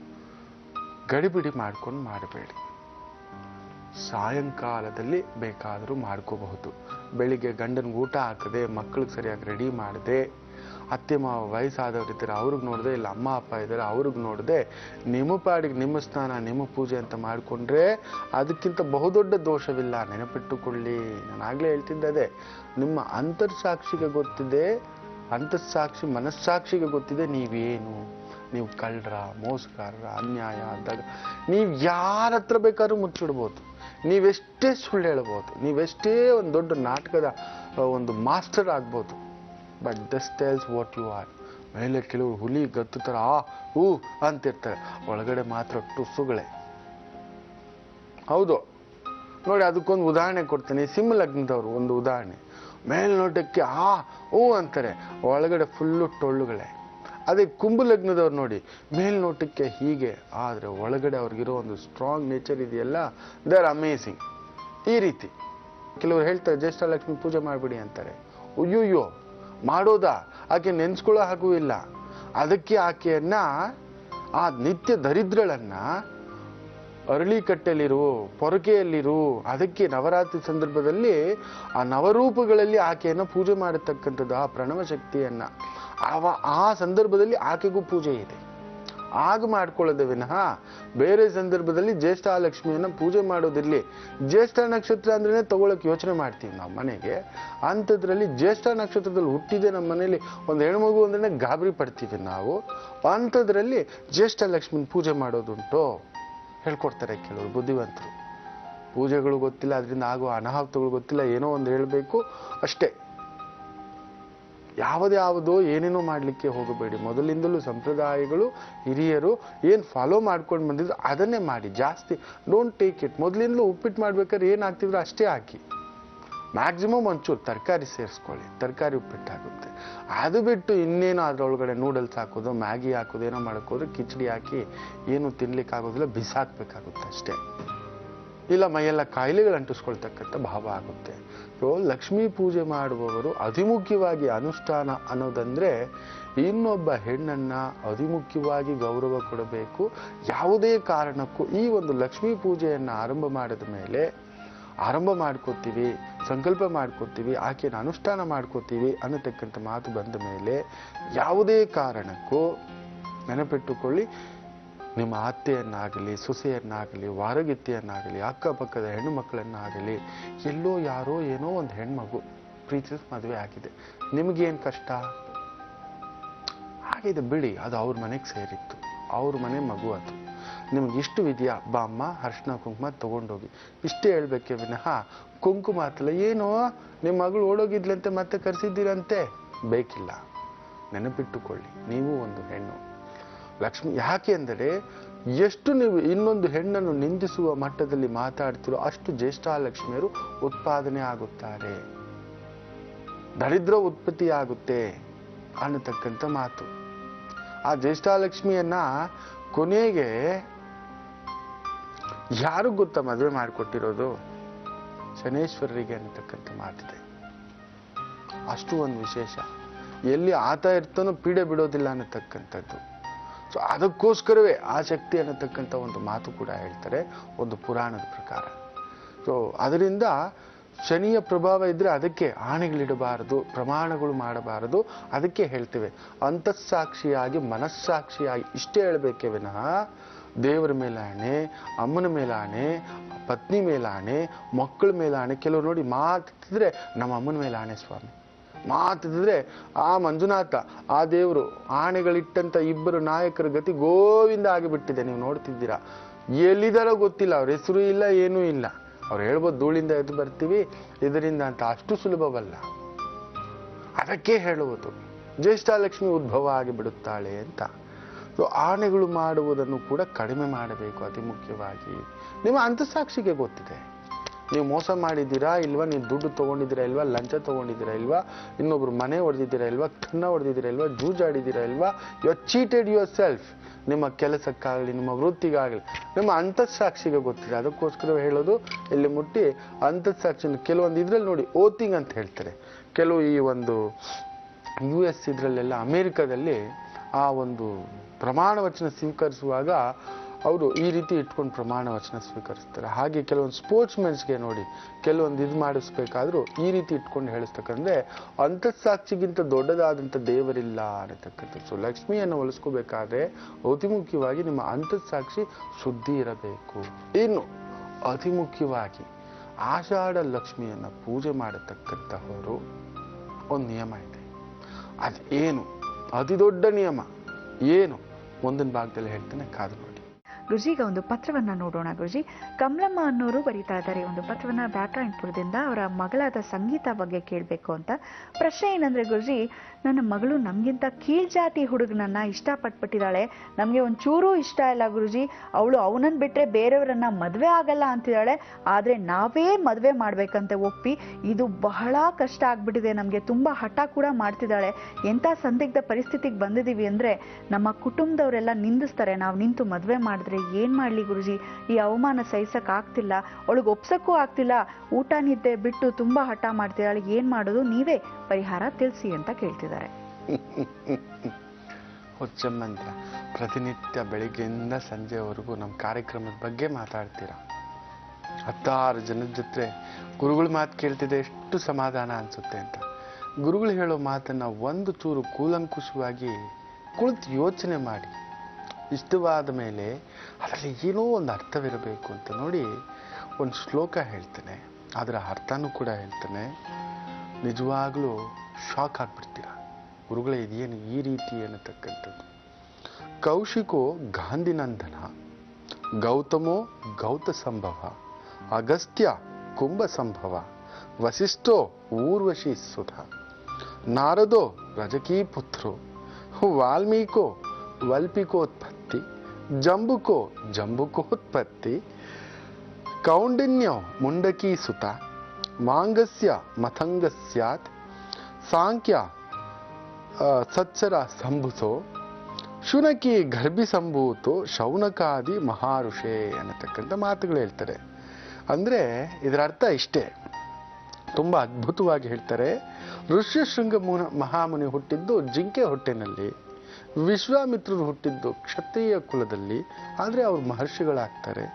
ಜಂಬುಕ ಮನಿ ಹುಟ್ಟಿದ್ದು ನರಿಯ ಹೊಟ್ಟೆನಲ್ಲಿ, ಗೌತಮ ಮಹಾಮುನಿ ಹುಟ್ಟಿದ್ದು ಮಲದಲ್ಲಿ, ವಾಲ್ಮೀಕಿ ಮಹಾಮುನಿ ಹುಟ್ಟಿದ್ದು ಹುತ್ತದಲ್ಲಿ, ಅಗಸ್ತ್ಯ ಮಹಾಮುನಿ ಹುಟ್ಟಿದ್ದು ಕುಂಭದಲ್ಲಿ, ಮಹಾಕುಂಭದಲ್ಲಿ, ಬಾದನಾರಾಯಣ ತಪೋನಿಧಿ ಹುಟ್ಟಿದ್ದು ಅಂಬಿಗ ಸ್ತ್ರೀಯಲ್ಲಿ, ಅಂದ್ರೆ ಈ ಅಂಬಿಗರು ಅಂತ ಹೇಳಿದ್ರೆ ಈ ಬೆಸ್ತರ ಸ್ತ್ರೀಯಲ್ಲಿ, ವಸಿಷ್ಠರು ಹುಟ್ಟಿದ್ದು ವೈಶ್ಯಲ್ಲಿ, ಮಾಂಡವ್ಯ ಮುನಿ ಹುಟ್ಟಿದ್ದು ಕಪ್ಪೆಯಿಂದ, ಸಾಂಖ್ಯ ಮುನಿ ಹುಟ್ಟಿದ್ದು ಚಾಂಡಾಳ ಸ್ತ್ರೀಯಿಂದ, ಗಾರ್ಗೇಯ ಮಹಾಮುನಿ ಹುಟ್ಟಿದ್ದು ಗಾರ್ಧಪದ ಹೊಟ್ಟೆಯಿಂದ, ಶೌನಕಾದಿ ಮಹಾಶ್ರೇಷ್ಠರು ಶುನಕ ನಾಯಿಯಿಂದ ಹುಟ್ಟಿದ್ದು ಅನ್ನತಕ್ಕಂಥದ್ದು ಮನುಸ್ಮೃತಿಯಲ್ಲೇ ಇದೆ ಅನ್ನತಕ್ಕಂಥ ಒಂದು ಮಾತು ಹೇಳ್ತಾರೆ. ಅಂದ್ರೆ ಇವರನ್ನೇ ನಾವು ಪ್ರತಿನಿತ್ಯ ಪೂಜೆ ಮಾಡೋದು. ಅಯ್ಯೋ, ನಾವು ವಿಶ್ವಾಮಿತ್ರರ ಬಗ್ಗೆ, ಅಗಸ್ತ್ಯರ ಬಗ್ಗೆ, ಗಾರ್ಗೆಯ ಮುನಿರ ಬಗ್ಗೆ, ವಸಿಷ್ಠ ವಿಶ್ವಾಮಿತ್ರರು ಅವರು ಹೇಳಿಕೊಟ್ಟಂಥ ವೇದಗಳು, ತಪಸ್ಸುಗಳು ಅನ್ನತಕ್ಕಂಥ ಮಾತೆಲ್ಲ ಹೇಳ್ತೇವೆ.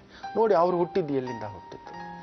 ಅವರ ಒಂದು ಕುಲವೇ ಅಲ್ವಾ ನಾವೆಲ್ಲ, ಅವರಿಂದಲೇ ಅಲ್ವಾ ನಾವು ಮುಂದಕ್ಕೆ ಬಂದಿರೋದು, ಅವರ ಸೃಷ್ಟಿಯೇ ಅಲ್ವಾ ನಾವು. ಹಾಗಾದ ಮೇಲೆ ಇನ್ನೂ ಎಲ್ಲಿ ಆ ಜಾತಿ, ಆ ಕೀಳು ಜಾತಿ, ದೊಡ್ಡ ಜಾತಿ ಅವ್ಯಾವುದೂ ಇಲ್ಲ ತಾಯಿ. ಕೀಳು ಜಾತಿ ಅಂದ್ರೆ ಏನು ಗೊತ್ತಾ? ಕೀಳಾದ ಬುದ್ಧಿ. ನಾನು ಆಗ್ಲೇ ಹೇಳಿದೆ, ಈ ಒಂದು ಲಕ್ಷ್ಮಿ ಪೂಜೆ ಮಾಡುವವರಿಗೆ ಕೀಳು ಬುದ್ಧಿ ಇರಬಾರದು, ಇನ್ನೊಂದು ಸ್ತ್ರೀಯನ್ನು ಅಪವಿತ್ರವಾಗಿ ಮಾತಾಡತಕ್ಕಂಥದ್ದು ಅಂತ. ಹಾಗೆ ನೀವು ಅಷ್ಟೇ. ಏನಾಗ್ಬಿಟ್ಟಿದೆ? ಕೀಳು ಜಾತಿ ಅಂದ್ರೆ ಕೆಟ್ಟದ್ದು ಮಾತಾಡುವುದು, ಕೆಟ್ಟದ್ದು ಬಯಸುವುದು. ದೊಡ್ಡ ಜಾತಿ ಅನ್ನುವುದು ದೊಡ್ಡದಾಗಿ ಅಪ್ಪಿಕೊಳ್ಳುವುದು, ದೊಡ್ಡತನ, ನನ್ನವರು ಅನ್ನತಕ್ಕಂಥದ್ದು. ಜಾತಿ ಪಕ್ಕಕ್ಕಿಡಿ. ಜಾತಿ ಯಾವಾಗ ಹುಡುಕ್ಬೇಕು ಗೊತ್ತಾ? ಯಾವಾಗ ಜಾತಿ ಕೇಳ್ಬೇಕು ಗೊತ್ತಾ? ಸರಿಯಾಗಿ ಕೆಲಸ ಮಾಡಲಿಲ್ಲ ಅಂತ ಹೇಳಿದಾಗ ಏನೋ ಜಾತಿ ನಿಂದು ಅಂತ ಹೇಳಬೇಕು. ಅಂದ್ರೆ ನೀನು ಸರಿಯಾಗಿ ಕೆಲಸ ಮಾಡ್ತಿಲ್ಲ, ಅಸಡ್ಡ ಜಾತಿ ನಿಂದು ಅಂತ. ಮೋಸ ಮಾಡುವ ಜಾತಿ ನಿಂದು, ಸಂಬಳ ತೆಗೆದುಕೊಳ್ಳುವ ಕೆಲಸಕ್ಕೆ ಸರಿಯಾಗಿ ಕೆಲಸ ಮಾಡ್ತಿಲ್ಲ ಅನ್ನತಕ್ಕಂಥದ್ದು. ಮೋಸ ಮಾಡ್ತಿದ್ರೆ ಮೋಸ ಮಾಡ್ತಿದ್ದೆ, ಅನ್ಯಾಯ ಮಾಡ್ತಿದ್ರೆ ಅನ್ಯಾಯ ಜಾತಿ ಅಂತ. ಅಷ್ಟು ಬಿಟ್ಟು ನ್ಯಾಯ ಧರ್ಮಬದ್ಧವಾಗಿ ಬದುಕ್ತಿದ್ರೆ ಒಪ್ಪಿಕೊಳ್ಳಿ. ನಿಮ್ಮ ಮಗಳಿಗೂ ಇಷ್ಟ. ನಿಮ್ಮ ಮಗಳು ಎದ್ದು ಹೋಗೋ ಹಾಗಿದ್ದಿದ್ರೆ, ಮನೆ ಹೊಡೆಯೋ ಹಾಗಿದ್ದಿದ್ರೆ, ಕುಟುಂಬ ಹೊಡೆಯೋ ಹಾಗಿದ್ದಿದ್ರೆ ಅವಳು ಯಾವತ್ತೂ ಎದ್ದು ಹೋಗುತ್ತಿದ್ಲು. ಅದು ಬಿಡಿ, ಅವಳು ಇಷ್ಟಪಟ್ಟಿದ್ದಾಳಲ್ಲ, ಅವನೇನಾದ್ರೂ ಕೀಳ್ ಜಾತಿಯವನಾಗಿದ್ರೆ ನಿಜವಾಗಲೂ ನಿಮ್ಮ ಮಗಳ ತಲೆ ಕೆಡಿಸಿ, ಮನ ಕೆಡಿಸಿ, ಬುದ್ಧಿ ಕೆಡಿಸಿ, ತೇಜಸ್ಸು ಕೆಡಿಸಿ, ಮಾನಭಂಗ ಮಾಡಿ ಕರ್ಕೊಂಡು ಹೋಗ್ಬಿಡ್ಬೋದಿತ್ತು, ಅರ್ಧ ದಾರಿಯಲ್ಲಿ ಬಿಟ್ಬಿಡ್ಬೋದಿತ್ತು. ಅವನು ಕಾಯ್ತಿದ್ದಾನೆ ನೋಡಿ. ಅಂದ್ರೆ ನಿಮ್ಮ ಸಂಸ್ಕಾರಕ್ಕೆ ಮೆಚ್ಚುದಾದಂಥ ಹುಡುಗ ಅಂತ. ಆ ಮನೆ ಹೊಡಿಬಾರ್ದು, ಆ ಕುಟುಂಬ ಹೊಡಿಬಾರ್ದು, ಆ ಇತ್ತವ್ರು ನೋವು ಕೊಡಬಾರ್ದು ಅಂತ ಇವರಿಬ್ರು ನಿಂತಿದ್ದಾರಲ್ವಾ, ಅದಕ್ಕಿಂತಲೂ ದೊಡ್ಡ ಜಾತಿ ಇದೆಯೋ ಪ್ರೇಮದ ಜಾತಿಗಿಂತ? ಒಪ್ಪಿಕೊಳ್ಳಿ ತಾಯಿ. ನಮ್ಮ ಗುರುಗಳೇ ಎಲ್ಲೆಲ್ಲಿಂದೋ ಹುಟ್ಟಿದ್ದಾರೆ, ಯಾರ್ಯಾರಿಗೋ ಹುಟ್ಟಿದ್ದಾರೆ. ಚಾಂಡಾಳರಿಗಂತೆ, ನರಿಗಳಿಗಂತೆ, ಕಪ್ಪೆಗಳಿಗಂತೆ, ಮಡಿಕೆಗಳಂತೆ, ವೈಶ್ಯರಿಗಂತೆ ಅವ್ರಿಗೆ ಹುಟ್ಟಿರ್ತಕ್ಕಂಥ ಒಂದು ಪರಂಪರೆಯಲ್ಲಿ ನಾವು ಬಂದಿರೋದು. ಅದನ್ನೆಲ್ಲ ತುಂಬ ತಗೊಂಡು ಹೋಗ್ಬಾರ್ದು. ಒಂದು ಕಾಲಘಟ್ಟ ಅಂತ ಹೋದಾಗ ನಮ್ಮ ಮಕ್ಕಳು ಚೆನ್ನಾಗಿರ್ಬೇಕಷ್ಟೆ. ಯಾವ ಜಾತಿ, ಎತ್ತಣದೆತ್ತ ಜಾತಿ, ಗಂಡು ಹೆಣ್ಣು ಅನ್ನೋದೊಂದು ಬಿಟ್ರೆ ಪ್ರಪಂಚದಲ್ಲಿ ಯಾವ ಜಾತಿಯೂ ಇಲ್ಲ. ನಾವು ನಮ್ಮ ಒಂದು ಪ್ರಲೋಭನೆ ಅಷ್ಟೇ ಆ ರೀತಿ ಅಂದ್ಕೊಂಡಿರೋದು. ಬಿಟ್ಟು ಬಿಡಿ. ಇನ್ನು 22ನೇ ಶತಮಾನದಲ್ಲಿ ಈ ಮಾತು. ಸೊ ಅದರಿಂದ ಮನ್ಸಿಗೆ ತಗೊಂಡು ನೋವು ತಿನ್ಕೊಂಡು ಸಮಾಜವನ್ನ, ಕುಟುಂಬವನ್ನ ಕಲುಷಿತಗೊಳಿಸ್ಕೋಬೇಡಿ. ಒಳ್ಳೇದಾಗುತ್ತೆ, ಹೋಗಿ ಯೋಚನೆ ಮಾಡಿ. ಕಮಲಮ್ಮ ಅವರೇ, ಖಂಡಿತ ಗುರೂಜಿಯವರು ಹೇಳಿದಂತೆ ಕನಕದಾಸರು ಹೇಳಿಲ್ವೇ, ಕುಲ ಕುಲ ಕುಲವೆಂದು ಹೊಡೆದಾಡದಿರಿ, ನಿಮ್ಮ ಕುಲದ ನೆಲೆಯನೇನಾದರೂ ಬಲ್ಲಿರಾ ಅಂತ. ಇರೋದೊಂದೇ ಜಾತಿ, ಮನುಷ್ಯ ಜಾತಿ ಅಂತ ಗುರೂಜಿಯವರು ಹೇಳಿದ್ದಾರೆ. ಧನ್ಯವಾದಗಳು ಪತ್ರವನ್ನ ಬರೆದಿದ್ದಕ್ಕಾಗಿ. ಗುರೂಜಿ, ಮುಂದೆ ಏನ್ ತಿಳಿಸ್ತಾ ಇದ್ದೀರಾ? ಲಕ್ಷ್ಮೀ ಪೂಜೆಗೆ ಬಹಳಾನೇ ಶುದ್ಧಿಯಾಗಿರ್ಬೇಕು, ಅದು ಅಂತರಂಗದ ಶುದ್ಧಿ ಇರಬೇಕು ಅಂತ ತಿಳಿಸ್ತಾ ಇದ್ರಿ. ಮುಂದೆ ಗುರೂಜಿ? ಲಕ್ಷ್ಮಿಯನ್ನ ಇಟ್ಟ ಮೇಲೆ ಕೆಟ್ಟ ಮಾತು ಬಳಸುವ ಹಾಗಿಲ್ಲ. ಅತಿ ಮುಖ್ಯವಾದಂತಹ ನಿಯಮ ಅಂದ್ರೆ ನಿಮಗೆ ನಿಮ್ಮ ಮೇಲೆ ನಂಬಿಕೆ ಇರಬೇಕು. ಕೆಲವರು ಪೂಜೆ ಮಾಡ್ತೀರಾ, ಎಲ್ಲೋ ನಂಬಿಕೆ ಇಲ್ಲ, ಅಯ್ಯೋ ಆಗುತ್ತೋ ಇಲ್ಲೋ, ಹಾಗೆ ಅನ್ಕೋಬೇಡಿ. ಯಾವ ತಂದೆ ತಾಯಿ ನೋಡಿ, ಅವ್ರಿಗೆ ನಮ್ಮ ಮೇಲೆ ತುಂಬಾ ನಂಬಿಕೆ. ನನ್ನ ಮಗ ದೊಡ್ಡವನಾಗ್ತಾನೆ, ತುಂಬಾ ಒಳ್ಳೇದು ಮಾಡ್ತಾನೆ, ನಮ್ಮನ್ನು ಸಾಕ್ತಾನೆ, ಒಳ್ಳೇದು ಮಾಡ್ತಾನೆ, ಹಾಗೆ ಅಂದ್ಕೊಂಡೇ ಸಾಕೋದು ನಮ್ಮನ್ನ. ಅವ್ರು ಯಾವತ್ತೂ ಕೆಟ್ಟದ್ದು ಅನ್ಕೊಳ್ಳಲ್ಲ. ನನ್ನ ಮಗ ಕುಡ್ಕ ಆಗ್ತಾನೆ, ಲಂಪಟ ಆಗ್ತಾನೆ, ನನ್ನ ಮಗಳು ಮನೆ ಬಿಟ್ಟು ಹೋಗ್ತಾಳೆ, ಮಗ ಕಳ್ತನ ಮಾಡ್ತಾನೆ. ಖಂಡಿತ ಯಾವ ತಂದೆ ತಾಯಿಯೂ ಹಾಗೆ ಅನ್ಕೊಳ್ಳೋದೇ ಇಲ್ಲ. ಹಾಗೆ ಅಂದ್ಕೊಂಡು ಮಕ್ಕಳು ಮಾಡ್ಕೊಳ್ಳೋದೇ ಇಲ್ಲ. ಹಾಗಾದ್ರೆ ಅವರು ಹಾಗನ್ನೋದು ಗೊತ್ತದಾದ್ರೆ ಯಾರು ಮಕ್ಕಳು ಮಾಡ್ಕೊಳ್ಳೋದಿಲ್ಲ. ನೆನ್ಪಿಟ್ಕೊಳ್ಳಿ, ನನಗುಟ್ಟುವ ಮಗನು ಕಂಟಕನಾಗುತ್ತಾನ ಅಂತ. ಆ ಲಕ್ಷ್ಮೀ ಪೂಜೆಯು ಹಾಗೆ. ಅತಿ ಮುಖ್ಯವಾಗಿ ಲಕ್ಷ್ಮಿಗೆ ತುಂಬಾ ಇಷ್ಟ ಅಂತ ಹೇಳಿದ್ರೆ ಕುಂಕುಮ ಪ್ರಿಯೆ, ಸಹಸ್ರನಾಮ ಪ್ರಿಯೆ. ಇವೆರಡನ್ನ ಮಾಡಿಸ್ಲೇಬೇಕು, ನೆನಪಿಟ್ಟುಕೊಳ್ಳಿ. ಯಾರ್ಯಾರು ಮಾಡಿಸ್ಬೇಕು ಅತಿ ಮುಖ್ಯವಾಗಿ ಅಂತ ನಾನು ಹೇಳ್ತಿದ್ದೆ. ಯಾರಿಗೆ ಮಾಂಗಲ್ಯ ದೋಷ ಇದೆಯೋ ಅವರು ಆಷಾಢ ಲಕ್ಷ್ಮಿಯ ಪೂಜೆಯನ್ನು ಮಾಡಿಕೊಳ್ಳುವುದು ಶ್ರೇಷ್ಠ. ಯಾರಿಗೆ ಹೆಣ್ಣು ಮಕ್ಕಳಿಲ್ಲವೋ ಅವರು ಆಷಾಢ ಲಕ್ಷ್ಮಿಯನ್ನು ಪೂಜೆ ಮಾಡಿಕೊಂಡರೆ ಶ್ರೇಷ್ಠ. ಯಾರಿಗೆ ಗಂಡನಿಲ್ಲವೋ ಅವರು ಆಷಾಢ ಲಕ್ಷ್ಮಿಯನ್ನು ಪೂಜೆ ಮಾಡಿಕೊಂಡರೆ ಶ್ರೇಷ್ಠ. ಯಾರಿಗೆ ವಯಸ್ಸಾಗಿದೆ, ಕಳತ್ರ ದೋಷ, ಕುಜದೋಷ, ಸರ್ಪದೋಷ, ಮಾಂಗಲ್ಯ ದೋಷ, ಕೇಂದ್ರಾಧಿಪತಿ ದೋಷ, ಬಾಳೆ ಗಿಡದ ಮದುವೆ ಮಾಡ್ಸಕ್ ಗೊತ್ತಿಲ್ಲ, ಶ್ರೀನಿವಾಸ ಕಲ್ಯಾಣೋತ್ಸವ ಮಾಡಿಸಿ ಗೊತ್ತಿಲ್ಲ, ಅರ್ಕ ಮದುವೆ ಗೊತ್ತಿಲ್ಲ, ಕುಂಭ ವಿವಾಹ ಗೊತ್ತಿಲ್ಲ, ದುಡ್ಡಿಲ್ಲ ಗುರುಗಳೇ. ಲಕ್ಷ್ಮಿ ಬಂದು ತುಂಬಾ ದುಡ್ಡಿನ ಪೂಜೆ, ನೆನಪಿಟ್ಟುಕೊಳ್ಳಿ. ಆದರೆ ಆಷಾಢ ಲಕ್ಷ್ಮಿ ಬಂದು ಅನುಷ್ಠಾನ ಲಕ್ಷ್ಮಿ ಯಾಕೆ, ಪ್ರೀತಿ ಲಕ್ಷ್ಮಿ ಯಾಕೆ. ಅಲ್ಲಿ ದುಡ್ಡು ಕೇಳಲ್ಲ, ನೀವು ಹಿಂಗ ಅಲಂಕಾರ ಮಾಡಿ, ಹಂಗ ಅಲಂಕಾರ ಮಾಡಿ, ಹಾಗ ಅಲಂಕಾರ ಮಾಡಿ ಅನ್ನತಕ್ಕಂಥ ಭಾವವೇ ಇಲ್ಲ. ಆಕೆ ಬಯಸೋದಿಷ್ಟೇ ಒಂದು ಪುಟ್ಟ ಫೋಟೋ, ಒಂದು ಕಳಶ ಅತಿ ಮುಖ್ಯವಾಗಿ ಇಟ್ಟಿದ್ದೀರಾ, ಒಂದು ಬ್ಲೌಸ್ ಪೀಸ್ ಇಟ್ಟಿದ್ದೀರಾ, ಬಳೆ ಇಟ್ಟಿದ್ದೀರಾ, ಮಡ್ಲಿಕ್ಕಿತ್ತರ ಒಂದು ಒಳ್ಳೆ ಮೊರದಲ್ಲಿ ಹೊಸ ಮೊರ ತಗೋಬೇಕು, ಅದರಲ್ಲಿ ಹೊಸ ಅಕ್ಕಿ ಇಡಬೇಕು, ಹೊಸ ಬೆಲ್ಲ ಇಡಬೇಕು, ಎಲ್ಲ ಹೊಸದೇ ತಗೋಬರ್ಬೇಕು. ಮನೆಯಿಂದ ಏನೂ ತಗೊಂಡಿಡಬಾರ್ದು. ಮಡ್ಲಿಕ್ಕೆ ಇಡಬೇಕಾದ್ರೆ ಮನೆಯಿಂದ ತೆಗೆದಿಡಬಾರ್ದು. ಹೊಸ ಮರ ತಗೊಂಡು ಅದಕ್ಕೆ ಅರಿಶಿನ ಹಚ್ಚಬೇಕು. ಆ ಮೊರಕ್ಕೆ ಬಿಳಿ ಮೊರ ಇಡಬಾರ್ದು, ಅರಿಶಿನದ ಮೊರವನ್ನ ಇಡಬೇಕು. ದೇವಿ ಹತ್ರ ಮನೆಯಲ್ಲಿ ಪುಟ್ಟು ಫೋಟೋ ಇಡಿ. ಆ ಫೋಟೋ ಮುಂದುಗಡೆ ಕಳಶ ಇಡತಕ್ಕಂಥದ್ದು, ಆ ಕಳಶದ ಕೆಳಗಡೆ ಕಂಪಲ್ಸರಿ ಅಕ್ಕಿ ಇಡತಕ್ಕಂಥದ್ದು. ಅಕ್ಕಿಯನ್ನ ತಟ್ಟೆಯಲ್ಲೇ ಇಡಬಹುದು, ಇಲ್ಲ ಬಾಳೆ ಎಲೆ, ಇಲ್ಲ ಊಟದ ಎಲೆಯಲ್ಲಿ ಹಾಕಿಡತಕ್ಕಂಥದ್ದು ಮಾಡಬಹುದು. ಒಂದು ಮಾವಿನ ಎಲೆ ಇಲ್ಲ ವಿಳ್ಯದೆಲೆಯಲ್ಲಿ ಆ ಒಂದು ಕಳಶವನ್ನ ತೆಂಗಿನಕಾಯಲ್ಲೇ ಕುಂದರ್ಸಬೇಕು. ಆ ತೆಂಗಿನಕಾಯಿಗೆ ಆ ನೂಲನ್ನು ಸುತ್ತತಕ್ಕಂಥದ್ದು ಮಾಡಿ, ಹಳದಿ ದಾರದ ಒಂದು ನೂಲನ್ನು, ಅದು ಏನು ಗೊತ್ತಾ, ನಮ್ಮ ಜೀವನದ ಗಂಟುಗಳು. ಅಮ್ಮ ಒಂದೊಂದೇ ಗಂಟು ನಮ್ಮನ್ನು ತೆಗಿತಾಯಿ ಅಂತ ಆ ಚಕ್ರ ಸ್ವರೂಪಿಣಿಗೆ, ಆ ನಾರಾಯಣಿಗೆ ಸುತ್ತುತ್ತೇವೆ ನೆನೆಸ್ಕೊಂಡು. ಆ ಅರಿಶಿನ ಕುಂಕುಮ ಇಡೋದು ಹಾಗೆ, ಅದಕ್ಕೋಸ್ಕರವೇ ಆ ಒಂದು ತೆಂಗಿನಕಾಯಿಗೆ ಶಕ್ತಿ ತುಂಬಿಸ್ತಕ್ಕಂಥದ್ದು. ನೋಡಿ, ನಿಮ್ಗೆ ಯಾವತ್ತಾದರೂ ಯಾರಾದ್ರೂ ಹೇಳಿದಾರ ತೆಂಗಿನಕಾಯಲ್ಲಿ ನೀರಿಟ್ಟವ್ರು ಯಾರು, ನಮಗೆ ಗಾಳಿ ಇಟ್ಟವ್ರು ಯಾರು? ನದಿ ನೋಡಿದ್ರೆ ಸ್ವೀಟು, ನೀರು ಕುಡಿದ್ರೆ ಅದು ಸಮುದ್ರಕ್ಕೆ ಸೇರಿದ ತಕ್ಷಣ ತಗೊಂಡು ಕುಡಿದ್ರೆ ಉಪ್ಪು ಮಣ ಉಪ್ಪು. ಯಾರಪ್ಪ ಮಾಡಿತು? ಆ ಮರದಲ್ಲಿ ಮಾವನ ಇಟ್ಟವ್ರು ಯಾರು, ಕರೆಕ್ಟಾಗಿ ಈ ಟೈಮ್ಗೆ ಬರಬೇಕು ಅಂತ? ಹೊಲ್ಸ್ನ ಇಟ್ಟವ್ರು ಯಾರು? ನಮ್ಮಮ್ಮ ನಮ್ಮನ್ನೇ ಯಾಕೆ ಅಪ್ಪಚ್ಚು ಮಾಡಬೇಕು? ನಮ್ಮಪ್ಪ ನಮಗೆ ಯಾಕೆ ಕಷ್ಟಪಟ್ಟು ತಗೊಬಂದು ಒಂದು ಕಾಲ್ಗೆಜ್ಜೆ ಕೊಡಿಸ್ಬೇಕು, ಒಂದು ಜೊತೆ ಬೂಟು ಶೂ ಕೊಡಿಸ್ಬೇಕು? ನಮ್ಮ ಮಾವಂದ್ರೆ ಯಾಕೆ ನಮ್ಮನ್ನೇ ತೊಡೆ ಮೇಲೆ ಕುಂದಿಸ್ಕೊಂಡು ಮುದು ಮಾಡಬೇಕು? ನಮ್ಮ ಗಂಡ ನಮ್ಮನ್ನೇ ಯಾಕೆ ಪ್ರೀತಿ ಮಾಡಬೇಕು? ನಮ್ಮ ಹೆಂಡತಿ ನಮ್ಮನ್ನೇ ಯಾಕೆ ಪ್ರೀತಿ ಮಾಡಬೇಕು? ಯಾರು ಇಟ್ಟವ್ರು ಇದೆಲ್ಲ ಯೋಚನೆ ಮಾಡಿ ನೋಡಿ. ನಮ್ಮ ಗುರುಗಳು ನಮ್ಮನ್ನೇ ಯಾಕೆ ಪ್ರೀತಿ ಮಾಡಬೇಕು? ಯಾಕೆ ಬೇರೆಯವ್ನು ಮಾಡಬಾರ್ದ? ನಮ್ಮ ಮೇಲೇನೆ ಯಾಕೆ ಕೋಪ ಮಾಡ್ಕೋಬೇಕು? ಕಳ್ಳನಿಗೆ ಯಾಕೆ ಕಳ್ಳತನೇ ಮಾಡೋಕೆ ಬುದ್ಧಿ ಕೊಡಬೇಕು? ಎಷ್ಟು ಅದ್ಭುತ ಅಲ್ವಾ? ಯಾರೋ ಯಾವುದೋ ಒಂದು ಶಕ್ತಿ ನಡೆಸ್ತಿದ್ದಾನೆ. ಆ ಶಕ್ತಿಯೇ ಆ ಒಂದು ಕುಂಡಲಿನಿ, ಆ ಲಕ್ಷ್ಮಿ ಜಗನ್ಮಾತೆ. ಅದನ್ನ ಒಲಿಸ್ಕೊಳ್ಳೋದನ್ನ ನೋಡಿ, ಪ್ರೀತಿಯಿಂದ ಮಾಡಿ. ಇವತ್ತೇನೇನು ಎತ್ತಿಟ್ಕೋಬೇಕು, ನಾಳೆ ಆಷಾಢ ಲಕ್ಷ್ಮಿಗೆ ಯಾವ್ಯಾವ ಸಿದ್ಧತೆ ಮಾಡ್ಕೋಬೇಕು, ಅದನ್ನ ಇನ್ನಷ್ಟು ಮಾಹಿತಿನೇ ಮುಂದಿನ ಭಾಗದಲ್ಲಿ ಹೇಳ್ತೇನೆ, ಕಾದು ನೋಡಿ. ಗುರುಜಿ, ನಿಜಕ್ಕೂ ಆಷಾಢ ಮಾಸದ ಈ ಒಂದು ಲಕ್ಷ್ಮೀ ಪೂಜೆಯ ವಿಶೇಷತೆಯ ಕುರಿತು ತಿಳಿಸ್ಕೊಡ್ತಿದ್ರಿ. ಜೊತೆಗೆ ಏನೆಲ್ಲ ಒಂದು ದೋಷಗಳಿಗೆ ಕೂಡ ಪರಿಹಾರವನ್ನ ಪಡ್ಕೊಳ್ಬಹುದು ಈ ಸಮಯದಲ್ಲಿ. ಬಹಳ ಒಂದು ಒಳ್ಳೆಯ ಸಮಯ, ಸರಳವಾಗೇ ಮುಗಿಸ್ಕೋಬಹುದು ಪೂಜೆಯನ್ನ ಅಂತ ಕೂಡ ಹೇಳ್ತಾ ಇದ್ರಿ. ಮುಂದೆ ಏನ್ ತಿಳಿಸ್ತಾ ಇದ್ದೀರಾ? ಇನ್ನಷ್ಟು ಇದೆ, ಅದರ ಒಂದು ಪದ್ಧತಿಗಳು ಯಾವ ರೀತಿ ಇರಬೇಕು ಏನು ಅನ್ನತಕ್ಕಂಥದ್ದು, ಅದ್ರ ಬಗ್ಗೆ ಹೇಳ್ತೇನೆ. ಅದಕ್ಕೂ ಮೊದಲು ಇವತ್ತಿನ ರಾಶಿ ಫಲಕ್ಕೆ ಬಂದ್ಬಿಡೋಣ. ಮೇಷರಾಶಿ. ಸುಖಭಾವ, ಚಂದ್ರ, ಬುಧನ್ ನಕ್ಷತ್ರ, ಷೇರು ಮಾರುಕಟ್ಟೆ, ಹಣಕಾಸು, ಬಡ್ಡಿ ವ್ಯವಹಾರ, ಲೆಕ್ಕಾಚಾರ, ಹೆಣ್ಮಕ್ಳಿಗೆ ಸಂಬಂಧಪಟ್ಟಂಥ ಅಲಂಕಾರ, ಈ ಒಂದು gift items, beauty parlour, garments, ಬಟ್ಟೆ ಅಂಗಡಿ, ಟೈಲರು, ಇದರಲ್ಲಿರ್ತಕ್ಕಂಥವ್ರಿಗೆ ವಿಶೇಷವಾದಂಥ ಅನುಕೂಲಕರವಾಗಿರ್ತಕ್ಕಂಥ ದಿನ. ಬಟ್ ರಿಯಲ್ ಎಸ್ಟೇಟಲ್ಲಿರೋರು ಸ್ವಲ್ಪ ನೋಡಿಕೊಂಡು, ಪ್ರಯಾಣ ನೋಡ್ಕೊಂಡು, ಇವತ್ತು ನಿಧಾನ, ಎಳೆದಾಟ, ಒದ್ದಾಟ ಅನಿಸುತ್ತೆ. ವೃಷಭ ರಾಶಿ. ಸ್ವಲ್ಪ ಪಾಲುದಾರಿಕೆಯ ವ್ಯವಹಾರಗಳಲ್ಲಿ ನೋವು ತಿನ್ನತಕ್ಕಂಥದ್ದಾಗುವುದು. ಮನೆಯಲ್ಲಿ ಸ್ತ್ರೀಯರ ಅನಾರೋಗ್ಯದಲ್ಲಿ ಸ್ವಲ್ಪ ಏರುಪೇರಾಗತಕ್ಕಂಥದ್ದು. ಕೆಲಸದಲ್ಲೂ ಪ್ರಮೋಷನ್ ಪೊಸಿಷನ್ ಆಗ್ತಕ್ಕಂಥದ್ದು. ಎಣ್ಣೆ ವ್ಯಾಪಾರ, ಮೊಟ್ಟೆ ವ್ಯಾಪಾರ, ಚರ್ಮ ವ್ಯಾಪಾರ, ಈ ಒಂದು ಬ್ಯಾಂಕಿಂಗು, ಇನ್ಶೂರೆನ್ಸು, ಇವುಗಳಲ್ಲಿ ಫೈನಾನ್ಸಲ್ಲಿ ಇರ್ತಕ್ಕಂಥವ್ರು, ಕಸ್ಟಮರ್ ಸರ್ವಿಸು, ಸೇಲ್ಸು, ಮಾರ್ಕೆಟಿಂಗ್ನಲ್ಲಿರೋರಿಗೆ ವಿಶೇಷವಾದಂಥ ಅನುಕೂಲ. ಆದರೆ ಈ ಎಲೆಕ್ಟ್ರಿಷಿಯನ್ ಆಗಿ ಕೆಲಸ ಮಾಡ್ತಿರೋರು ಸ್ವಲ್ಪ ಹುಷಾರಾಗಿರಬೇಕು, ಡ್ರೈವರ್ ಆಗಿ ಕೂಡ. ಇನ್ನು ಮಿಥುನ ರಾಶಿ. ರಾಮ, ಇವತ್ತು ಕೆಲಸದಲ್ಲಾದರೂ ಇಲ್ಲ ವ್ಯವಹಾರದಲ್ಲಾದರೂ ಯಾರ ಹತ್ರ ಆದರೂ ಕಿರಿಕಿರಿ, ಟೆನ್ಷನ್ ಇಟ್ಕೊಬಿಡ್ತೀರ, ಜಗಳ ಇಟ್ಕೊಬಿಡ್ತೀರ, ಮನಸ್ಸು ಇಟ್ಕೊಬಿಡ್ತೀರ. ನೋಡ್ಕೊಂಡು ಮನೇಲಿ ಒಡ ಹುಟ್ಟಿದವರಿದ್ರೆ ಅವ್ರ ಹತ್ರನೂ ಏನಾದರೂ ಒಂದು ಕಿರಿಕಿರಿ ಆಗ್ತಕ್ಕಂಥ ಒಂದು ಭಾವ.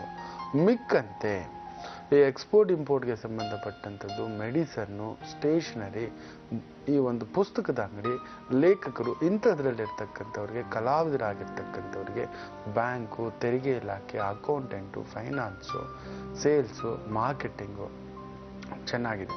ಎಣ್ಣೆ ವ್ಯಾಪಾರಿಗಳಿಗೆ, ಬಟ್ಟೆ ವ್ಯಾಪಾರಿಗಳಿಗೆ, ಕಮಿಷನ್ ಏಜೆಂಟ್ಗಳಿಗೆ ಪ್ರಯಾಸದ ದಿನ ಇವತ್ತು. ಸ್ವಲ್ಪ ಏನು ಮಾಡಿ ಅಂತ ಹೇಳಿದ್ರೆ, ಸ್ನಾನ ಮಾಡುವಾಗ ಒಂದೇ ಒಂಚೂರು ಮಜ್ಜಿಗೆ ಪಾದಗಳಿಗೆ ಹಾಕ್ಬಿಟ್ಟು ಸ್ನಾನ ಮಾಡ್ಕೊಳ್ತಕ್ಕಂಥದ್ದು ಮಾಡ್ಕೊಳ್ಳಿ. ಕಟಕ ರಾಶಿ ಚೆನ್ನಾಗಿದೆ. ಪ್ರಯಾಣ, tours, travels, garments, luxury, high end products, scent, gift store, ಕಿರಾಣಿ ಅಂಗಡಿ, ಜನರಲ್ ಸ್ಟೋರು, ಬಟ್ಟೆ ಅಂಗಡಿ, ಟೈಲರ್ ಅಂಗಡಿ, ಇವುಗಳಲ್ಲಿರ್ತಕ್ಕಂಥವ್ರಿಗೆ ವಿಶೇಷವಾದಂಥ ಲಾಭ. ಈ ಮಾಂಸದ ಅಂಗಡಿ, ಎಣ್ಣೆ ಅಂಗಡಿ, ಇವುಗಳಿಗೆ ಸಂಬಂಧಪಟ್ಟಂಥ ವ್ಯಾಪಾರಸ್ಥರಿಗೆ, ಕೆಲಸಗಾರರಿಗೆ ಎಳೆದಾಟ. ಸಿಂಹರಾಶಿ ಪೂರ್ಣಪ್ರದವಾದಂತಹ ವಿಜಯವಲ್ಲದ ದಿನವಾಗಿರುತ್ತೆ. ಪ್ರಯಾಣ ದುಃಖಕರ, ಅಪಘಾತ ಭೀತಿ, ಮನೆಯಲ್ಲಿ ಕೌಟುಂಬಿಕವಾಗಿ ಹಣಕಾಸು ಸಮಸ್ಯೆ, ಸ್ವಲ್ಪ ಅನಾರೋಗ್ಯ ಸಮಸ್ಯೆ.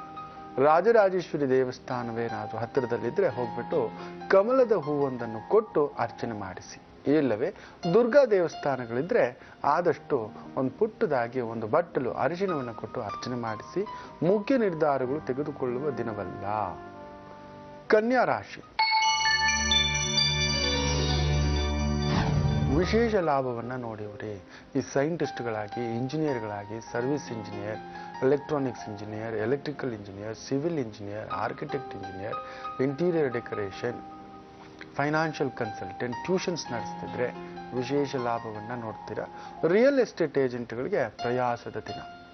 ತುಲಾ ರಾಶಿ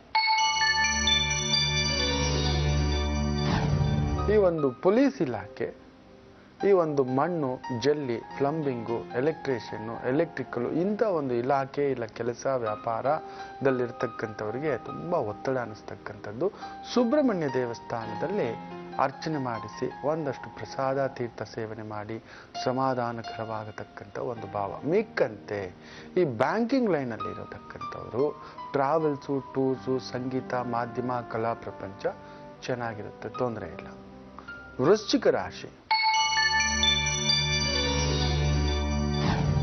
ಬಹು ವಿಶೇಷವಾಗಿ ಭಾಗ್ಯಸ್ಥಾನದಲ್ಲಿ ಚಂದ್ರ ಇರೋದ್ರಿಂದ ಈ ಗಾರ್ಮೆಂಟ್ಸು, ಬಟ್ಟೆ ಅಂಗಡಿ, ಟ್ಯೂಷನ್ಸು, ಇನ್ಸ್ಟಿಟ್ಯೂಟ್ಸು, ಸ್ವಂತ ಮನೆಯಲ್ಲೇ ಈ ಒಂದು ಚಕ್ಲಿ, ನಿಪ್ಪಟ್ಟು, ಕ್ಯಾಂಡಲ್ಸು, ಹಪ್ಪಳ, ಈ ಥರ ಒಂದು ವ್ಯಾಪಾರ ವ್ಯವಹಾರದಲ್ಲಿರ್ತಕ್ಕಂಥವರಿಗೆ ವಿಶೇಷವಾದಂತಹ ಅನುಕೂಲಕರವಾದಂಥ ದಿನ. ತಂದೆಗೆ ಸಂಬಂಧಪಟ್ಟಂತಹ ಈ ಒಂದು ಪ್ರಾಪರ್ಟಿ ಡಿಸ್ಪ್ಯೂಟ್ಸು, ಓಡಾಟ, ಡಾಕ್ಯುಮೆಂಟೇಷನ್ಗೆ ಎಳೆದಾಟ ಆಗ್ತಕ್ಕಂಥದ್ದಾಗುತ್ತೆ.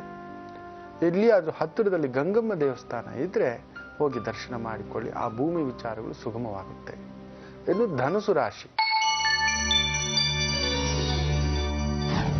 ಅಷ್ಟಮದಲ್ಲಿರ್ತಕ್ಕಂಥ ಚಂದ್ರ ಟೋಪಿ ಹಾಕ್ಸ್ಕೋತೀರಾ. ಕೆಲಸ ಕಾರ್ಯಗಳು ವಿಳಂಬ, ಕುಟುಂಬದಲ್ಲಿ ಎಲ್ಲೋ ಒಂದು ನೋವು, ನಂಬಿ ಮೋಸ, ಕೊಟ್ಟು ಮೋಸ, ತಗೊಂಡು ಮೋಸ, ವ್ಯವಹಾರ, ಬಡ್ಡಿ ವ್ಯವಹಾರ, ಚೀಟಿ ವ್ಯವಹಾರ, ಲೆಕ್ಕಾಚಾರ, ಫೈನಾನ್ಸು, ಮಾತುಕತೆ, ಬರವಣಿಗೆ, ರೈಟರ್ಸು, ಪತ್ರಿಕಾ ಮಾಧ್ಯಮ, ಇವುಗಳಲ್ಲಿರ್ತಕ್ಕಂಥ ಧನುಸು ರಾಶಿಯವರಿಗೆ ಇವತ್ತೊಂಚೂರು ಒತ್ತಡ ಇರತಕ್ಕಂಥದ್ದಿರುತ್ತೆ. ಎಲ್ಲಿಯಾದರೂ ಶಾರದಾದೇವಿ ದೇವಸ್ಥಾನ ಇಲ್ಲ ಬಾಲಾಜಿ ದೇವಸ್ಥಾನ ಇದ್ರೆ ಹೋಗಿ ಆ ದೇವರುಗಳಿಗೆ ಅರ್ಚನೆ ಮಾಡಿಸಿ ಸಮಾಧಾನ ಆಗ್ತಕ್ಕಂಥದ್ದು ಇರಲಿ. ಇನ್ನು ಮಿಕ್ಕ 3 ರಾಶಿಗಳ ಫಲವನ್ನ ಮುಂದಿನ ಭಾಗದಲ್ಲಿ ಹೇಳ್ತೇನೆ. ಅದಕ್ಕೂ ಮೊದಲು ಈ ಕಳೆದಾಗಿ ಈ ಒಂದು ಆಷಾಢ ಲಕ್ಷ್ಮಿಯ ಅನುಷ್ಠಾನಗಳು, ಹತ್ತಿಯ ಒಂದು ಭಕ್ತಿಯನ್ನು ಅತಿ ಮುಖ್ಯವಾಗಿ ತೆಗೆದಿಟ್ಟುಕೊಳ್ಳತಕ್ಕಂಥದ್ದು ಮಾಡಿ. ಅತಿ ಮುಖ್ಯವಾಗಿ ಪುಟ್ಟು ವಿನಾಯಕನನ್ನ ರೆಡಿ ಮಾಡ್ಕೊಳ್ತಕ್ಕಂಥದ್ದು ಮಾಡಿ. ಗೋಮಯವನ್ನು ತಂದಿಟ್ಕೋಬೇಕು, ಸ್ವಲ್ಪ ಸಗಣಿ, ಗೋಮೂತ್ರವನ್ನ ತೆಗೆದಿಟ್ಕೋಬೇಕು. ಗೋಮೂತ್ರವಿಲ್ಲದ ಲಕ್ಷ್ಮೀ ಪೂಜೆ ಎಲ್ಲ ನೆನಪಿಟ್ಟುಕೊಳ್ಳಿ. ಯಾವ ಪೂಜೆ ಮಾಡ್ತಿರೋ ಮಾಡಲ್ವೋ ಗೊತ್ತಿಲ್ಲ, ಲಕ್ಷ್ಮೀ ಪೂಜೆ ಮಾಡಿದ್ರೆ ಗೋಮೂತ್ರ ಇಲ್ಲದೆ ಯಾವುದೇ ಕಾರಣಕ್ಕೂ ಪೂಜೆಗೆ ನೀವು ಅರ್ಹರಲ್ಲ. ಕಾರಣ ಗೊತ್ತಾ? ಲಕ್ಷ್ಮಿಗೆ ಅಹಂ ಜಾಸ್ತಿ ಅಂತೆ. 3 ಕೋಟಿ ದೇವತೆಗಳು ಆ ಗೋವಿನಲ್ಲಿ ಬಂದು ಸೇರ್ಕೋತಾರಂತೆ. ನಾನೇನು ಹೋಗೋದು ನೋಡ್ತಾಳಂತೆ. ಆಮೇಲೆ ಯಾರೂ ಇಲ್ಲ, ಮಾತಾಡೋಕ್ಕೂ ಇಲ್ಲ, ವರ ಕೊಡೋಕ್ಕೂ ಇಲ್ಲ, ಎಲ್ಲ ಗೋವುಗಳಲ್ಲಿ ಹೋಗಿ ಸೇರ್ಕೊಬಿಟ್ಟಿದ್ದಾರೆ ಅಂತ ತನ್ನ ತಪ್ಪು ಅರಿವಾಯ್ತಂತೆ. ದಡ ದಡ ದಡ ದಡ ದಡ ದಡ ಅಂತ ಆ ಕುಮುದ್ವಿನಿ, ಆ ಕಾಮಧೇನು ಹತ್ರ, ಆ ಸುರಭಿ ಹತ್ರ ಬರ್ತಾಳಂತೆ ಆ ಮಹಾಶಕ್ತಿ. ಬಂದು ಕೇಳ್ಕೊತಾಳಂತೆ, ಅಮ್ಮ ನನಗೆಲ್ಲಾದರೂ ಜಾಗ ಕೊಡುತ್ತಾ, ಎಲ್ಲರೂ ಬಂದು ಸೇರ್ಕೊಬಿಟ್ಟಿದ್ದಾರೆ, ನನ್ನ ಗಂಡನಿಂದ ಹಿಡಿದು, ನನ್ನ ಭಾವನಿಂದ ಹಿಡಿದು, ನನ್ನ ಅಣ್ಣನಿಂದ ಹಿಡಿದು, ತಂಗಿರಿಂದ ಹಿಡಿದು ಎಲ್ಲರೂ ಸೇರ್ಕೊಬಿಟ್ಟಿದ್ದಾರೆ. ನಾನು ಸ್ವಲ್ಪ ಅಹಂ ಬಿದ್ದು ಬಿಟ್ಟೆ, ನನ್ನ ತಪ್ಪಾಯಿತು ಅಂದಾಗ ಆ ಕಾಮಧೇನು ಹೇಳುತ್ತಂತೆ, ಜಾಗ ಇಲ್ವಲ್ಲಮ್ಮ ಅಂತ ಹೇಳಿಬಿಟ್ಟು ಆ ಸುರಭಿ ಹೇಳುತ್ತಂತೆ, ನನ್ನ ಹತ್ರ ಜಾಗ ಇಲ್ಲ ಅಂತ. ತಾಯಿ ಸುರಭಿ, ನೀನೇ ದಾರಿ ತೋರಿಸ್ಬೇಕು, ನನ್ನಿಂದ ತಪ್ಪಾಯಿತು ಅಂದಾಗ, ಸರಿ ಹೋಗ್, ನಿನಗೂ ಅಂತ ಒಂದು ಜಾಗ ಕೊಡ್ತೀನಿ, ನಾನು ಎಲ್ಲಿ ಗೋಮೂತ್ರ ಮಾಡ್ತೀನೋ ಆ ಗೋಮಯ ಹಾಕ್ತೀನೋ ಅಲ್ಲಿ ಮಾತ್ರ ಜಾಗ ಇದೆ ಅಂದಾಗ ನಮಸ್ತೆ ಹಾಕಿ ಅಲ್ಲಿ ಹೋಗಿ ಸೇರ್ತಾಳಂತೆ ಆ ಲಕ್ಷ್ಮೀದೇವಿ. ಅದಕ್ಕೆ ಎಷ್ಟೋ ಹಿರಿಯರು ಹಿಂದೆ ಮುಟ್ಟಿ ನಮಸ್ತೆ ಮಾಡೋದು, ಮುಂದೆಗಿಂತಲೂ ಹಿಂದೆ. ಅಷ್ಟು ಒಂದು ಪುನೀತವಾದದ್ದು ಆ ಗೋವು ಅನ್ನತಕ್ಕಂಥದ್ದು. ಅದಕ್ಕೆ ಗೋಮಯವಿಲ್ಲದ್ದು, ಗೋಮೂತ್ರವಿಲ್ಲದ್ದು ಲಕ್ಷ್ಮೀ ಪೂಜೆ ಇಲ್ಲ. ಕಂಪಲ್ಸರಿ ಒಂದು ಲೋಟ ಗೋಮೂತ್ರ. ಎರಡನೇದು ಇನ್ನೊಂದು ನೆನ್ಪಿಟ್ಕೊಳ್ಳಿ, ಕಂಪಲ್ಸರಿ ಸೇವಿಸ್ಬೇಕು. ಅಯ್ಯಯ್ಯೋ ಅನ್ನೋದಾದ್ರೆ ಲಕ್ಷ್ಮೀ ಪೂಜೆ ಮಾಡಲೇಬೇಡಿ. ಅದರಿಂದ ಹೇಳ್ತಿದ್ದೇವೆ, ದಯವಿಟ್ಟು ತಪ್ಪು ತಿಳ್ಕೋಬೇಡಿ. ನೀವು ಲಕ್ಷ್ಮಿಯರೇ, ನೀವಿಲ್ಲದ್ದು ನಾವಿಲ್ಲ. ಆದರೆ ನಿಮಗದು ಗೊತ್ತಾಗಬಾರದು, ಲಕ್ಷ್ಮಿಗೆ ತಾನೇನು ಅನ್ನುವುದು ಗೊತ್ತಾಗಬಾರದಂತೆ. ಅದಕ್ಕೆ ಅಂತ ಗೋವಿನಲ್ಲಿ ಹಿಂದೆ ಕೊಟ್ಟಿರ್ತಕ್ಕಂಥ ಸ್ಥಾನ ಆಯಿತು. ಆ ಪ್ರತಿ ಕ್ಷಣವೂ ತನ್ನನ್ನು ತಾನು ಮಾಡಿದಂಥ ತಪ್ಪನ್ನು ತಿಳ್ಕೋಬೇಕು, ನಾನೇ ಅನ್ನುವುದು ಹೋಗಬೇಕು ಅನ್ನುವ ಒಂದು ಭಾವ. ಅದರಿಂದಲೇ ಹೇಳ್ತೇವೆ, ಲಕ್ಷ್ಮೀ ಪೂಜೆ ಮಾಡುವವರು ಕಂಪಲ್ಸರಿ ಗೋಮೂತ್ರವನ್ನು ತಗೊಳ್ಳಲೇಬೇಕು, ಇದು ನಿಯಮ. ಆಮೇಲೆ ಲಕ್ಷ್ಮೀ ಪೂಜೆ ಮಾಡುವಾಗ ಕಂಪಲ್ಸರಿ ಕುಲದೇವರ ಫೋಟೋ ಕಂಪಲ್ಸರಿ ಇರಲೇಬೇಕು, ಇದು ನೆನಪಿಟ್ಟುಕೊಳ್ಳಿ. ಶತಶತಮಾನಗಳಿಂದಲೂ ನಿಮ್ಮ ಕುಲಕ್ಕೆ ಅಂತ ಒಂದು ದೇವರಿರುತ್ತೆ, ಅದನ್ನಂತೂ ಪೂಜೆ ಮಾಡಬೇಕು. ಅದು ಶಿವ ಆಗಿರ್ಬೋದು, ನರಸಿಂಹ ಆಗಿರಬಹುದು, ವೆಂಕಟೇಶ ಆಗಿರಬಹುದು, ಬೇರೆ ಯಾವ ದೇವರೇ ಆಗಿರಬಹುದು. ನಮಗೆ ವರಲಕ್ಷ್ಮಿ ಇಲ್ಲ, ನಾವು ಮಾಡಲು ಅರ್ಹವೇ ಇಲ್ಲವಾ ಗುರುಗಳೇ ಅನ್ನುವರು ಕೂಡ ಆಷಾಢದಲ್ಲಿ ಲಕ್ಷ್ಮೀ ಪೂಜೆ ಮಾಡ್ಕೋಬಹುದು, ನೆನಪಿಟ್ಟುಕೊಳ್ಳಿ. ನಮಗಿಲ್ಲ, ನಾವು ಲಕ್ಷ್ಮೀ ಗೋತ್ರದವರಲ್ಲ, ನಾವು ಹೋಗಲ್ಲ, ಬಾಲಾಜಿ ಹತ್ರ ಹೋಗಲ್ಲ, ಹಂಗೆ ಬಾಲಾಜಿ ದರ್ಶನ ಮಾಡಲ್ಲ, ನಾವು ನರಸಿಂಹ ಗೋತ್ರದವರು, ನಾವು ಶಿವಗೋತ್ರದವರು, ಈ ಥರದ್ದೆಲ್ಲ ಏನೇನೋ ಕೆಲವೊಂದು ಗೋತ್ರಗಳು ನಿಯಮ ಸಂಕಲ್ಪ ಮೊದಲಿಂದಲೂ ಆಚಾರದಲ್ಲಿರುತ್ತೆ. ಆದರೆ ಎಲ್ಲೋ ಆಚಾರಕ್ಕೆ ಮೀರಿದೊಂದು ಆಸೆನೂ ಇರುತ್ತೆ. ಮಾಡ್ಕೋಬೇಕಿತ್ತು, ಲಕ್ಷ್ಮಿನ ಕುಂದಿಸ್ಬೇಕಿತ್ತು, ಆ ಅಮ್ಮನ ಹೊಲಿಸ್ಕೋಬೇಕಿತ್ತು, ಒಂದು 11 ಜನಕ್ಕೆ ಕರೆದು ಅರ್ಶಿನ ಕುಂಕುಮ ಕೊಟ್ಟು ಆ ಲಕ್ಷ್ಮಿಯರ ಕೈಯಿಂದ ಅಕ್ಷತೆ ಹಾಕಿಸ್ಕೋಬೇಕಿತ್ತು, ನಮ್ಮ ಮಕ್ಕಳಿಗೆ ಮದುವೆ ಆಗಬೇಕು, ಅವರು ನೆಮ್ಮದಿಯಾಗಿರಬೇಕು, ದ್ವಿಕಳತ ದೋಷ ಇರೋರಿಗೆ ಆ ದೋಷ ಹೋಗಲಿಕ್ಕೆ ಈ ಒಂದು ಮದುವೆ, ಈ ಒಂದು ಲಕ್ಷ್ಮೀ ಪೂಜೆ ಮಾಡಿಸ್ಬೇಕು. ಯಾಕೆ ಅಂದರೆ ಲಕ್ಷ್ಮಿ ಗಂಡನಿಗೂ 2 ಮದುವೆನೆ, ಭೂದೇವಿ ಶ್ರೀದೇವಿ. ಅದಕ್ಕೆ ಆ ಯಮನಿಗೆ ಆ ಪಾಟಿ ಸಿಟ್ಟು, ದಗ ದಗ ದಗ ದಗ ದಗ ದಗ ಅಂತ ಭೂವಿಗಿಳಿದು ಬರೋದು.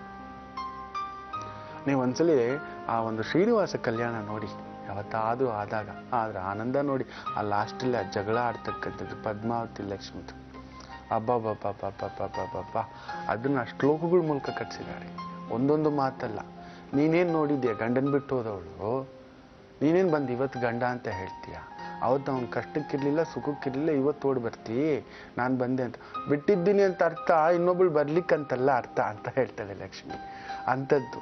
ಸೊ ಆ ಒಂದು ಭಾವ ದೋಷದಿಂದ ನಡೀತಿರೋರು ಆಷಾಢ ಲಕ್ಷ್ಮಿ ಪೂಜೆ ಮಾಡಿ, ಅದ್ಭುತ ಆಗುತ್ತೆ. ಇನ್ನಷ್ಟಿದೆ, ನಾಳಿನ ಸಂಚಿಕೆನಲ್ಲಿ ತಿಳಿಸ್ಕೊಡ್ತೇನೆ, ಕಾದು ನೋಡಿ.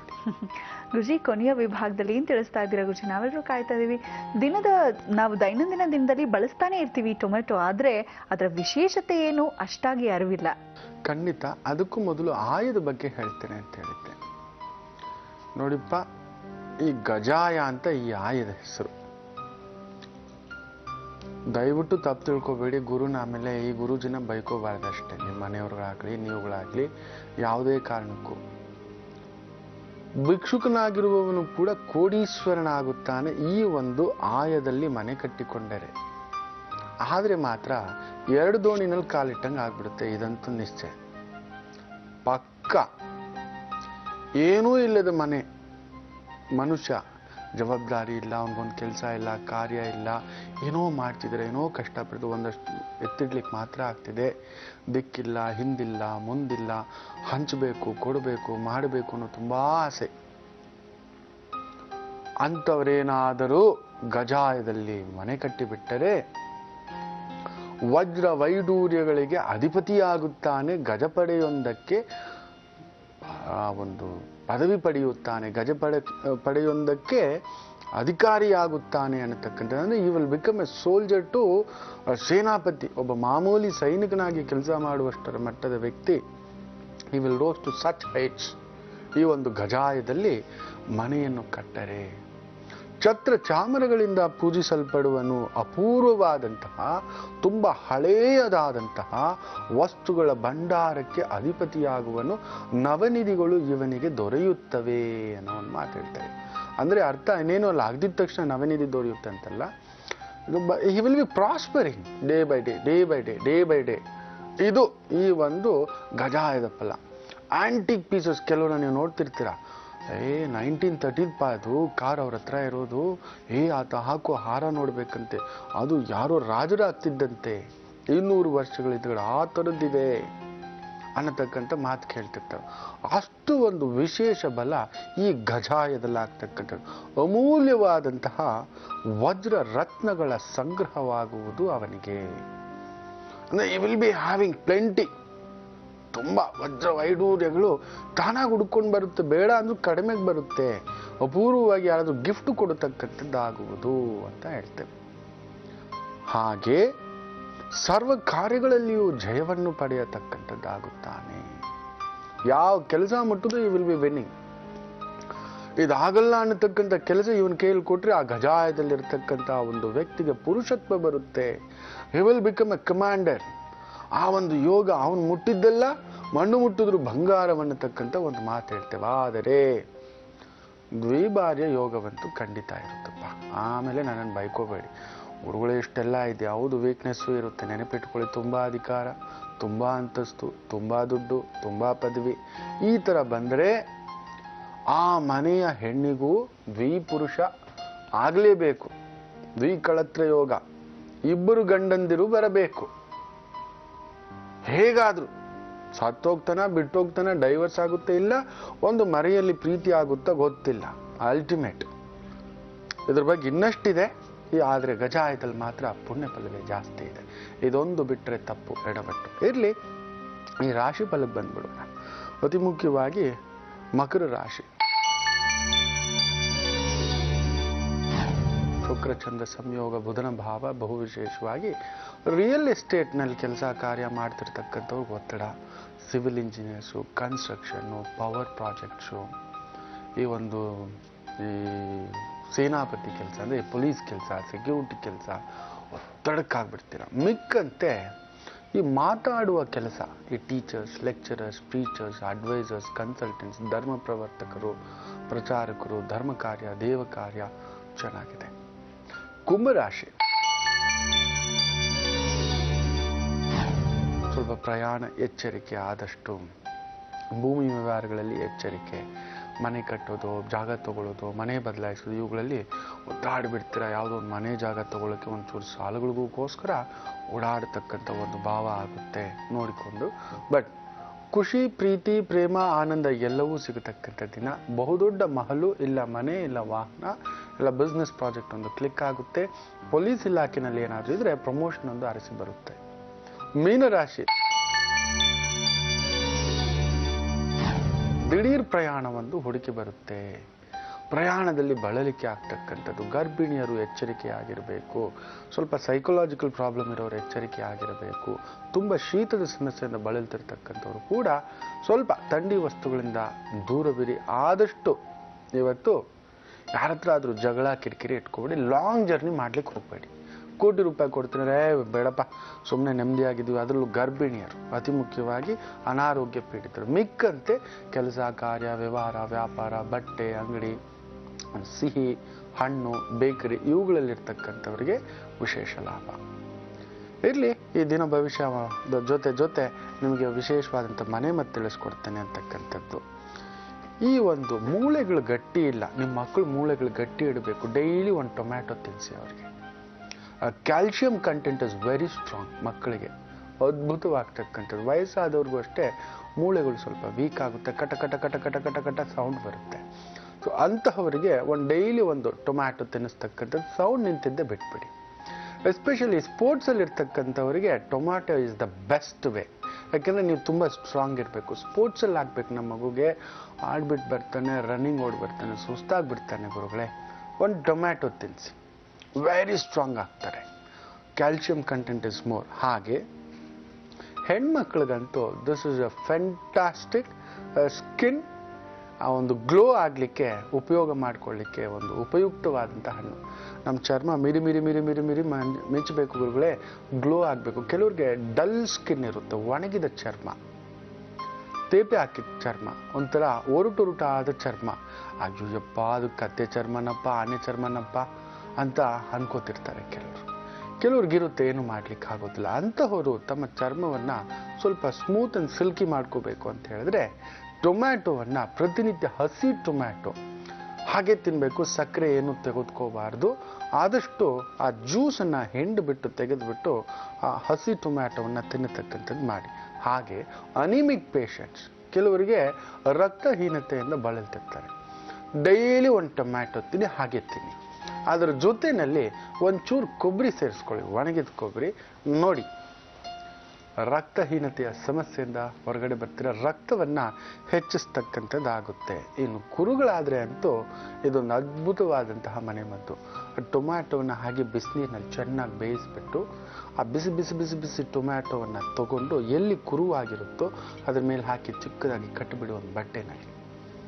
ಆ ಫ್ಯಾಂಟಾಸ್ಟಿಕ್, ಬೇಗ ಮಾಗಿಬಿಟ್ಟು ಆ ಕುರು ಹೊಡೆದೋಗುತ್ತೆ, ಆ ಕೆಟ್ಟ ರಕ್ತ ಎಲ್ಲ ಹೊರಗಡೆ ಬಂದ್ಬಿಡುತ್ತೆ. ತುಂಬ ಇದೆ ಟೊಮ್ಯಾಟೊ ಬಗ್ಗೆ ಹೇಳಬೇಕು ಅಂದರೆ. ಇನ್ನು ಯಾವತ್ತಾದರೂ ಹಲವಾರು ವಿಚಾರಗಳನ್ನ ಇದ್ರ ಬಗ್ಗೆ ತಿಳಿಸ್ಕೊಡ್ತೇನೆ. ಒಳ್ಳೆದಾಗಲಿ ಗುರುಜಿ. ನಿಜಕ್ಕೂ ಅದಕ್ಕೆ ಇರಬೇಕು ನಮ್ಮ ಹಿರಿಯರು ಎಷ್ಟು ಬುದ್ಧಿ ಉಪಯೋಗಿಸಿ ದಿನದ ನಮ್ಮ ವಿಶೇಷ ದಿನಗಳಲ್ಲಿ ಅಂತ ಅಲ್ಲ, ನಾವು ದೈನಂದಿನ ದಿನಗಳಲ್ಲಿ ಟೊಮೆಟೊ ಯೂಸ್ ಮಾಡೇ ಮಾಡ್ತೀವಿ ಒಂದಲ್ಲ ಒಂದು ಅಡುಗೆಗೆ, ಅಲ್ವೇ ಗುರುಜಿ? ನಮ್ಮ ಕಾರ್ಯಕ್ರಮಕ್ಕೆ ಆಗಮಿಸಿ ಎಲ್ಲ ಇಷ್ಟು ಒಳ್ಳೆಯ ಮಾಹಿತಿಯನ್ನ ನೀಡಿದ್ದಕ್ಕಾಗಿ ಧನ್ಯವಾದಗಳು. ನಮಸ್ತೆ ಶಂಕರ್. ವೀಕ್ಷಕರೇ, ಹೊರಡೋ ಹೊತ್ತಾಗ್ತಿದೆ. ಮತ್ತೆ ನಾಳೆ ಬೆಳಿಗ್ಗೆ ಸರಿಯಾಗಿ 8 ಗಂಟೆಗೆ ಭೇಟಿಯಾಗೋಣ ಓಂಕಾರ ಕಾರ್ಯಕ್ರಮದಲ್ಲಿ. ತಮ್ಮ ಅಪ್ಪಣೆ ಪಡಿತಾ ಹೋಗ್ಬರೋದಾ? ನಮಸ್ಕಾರ.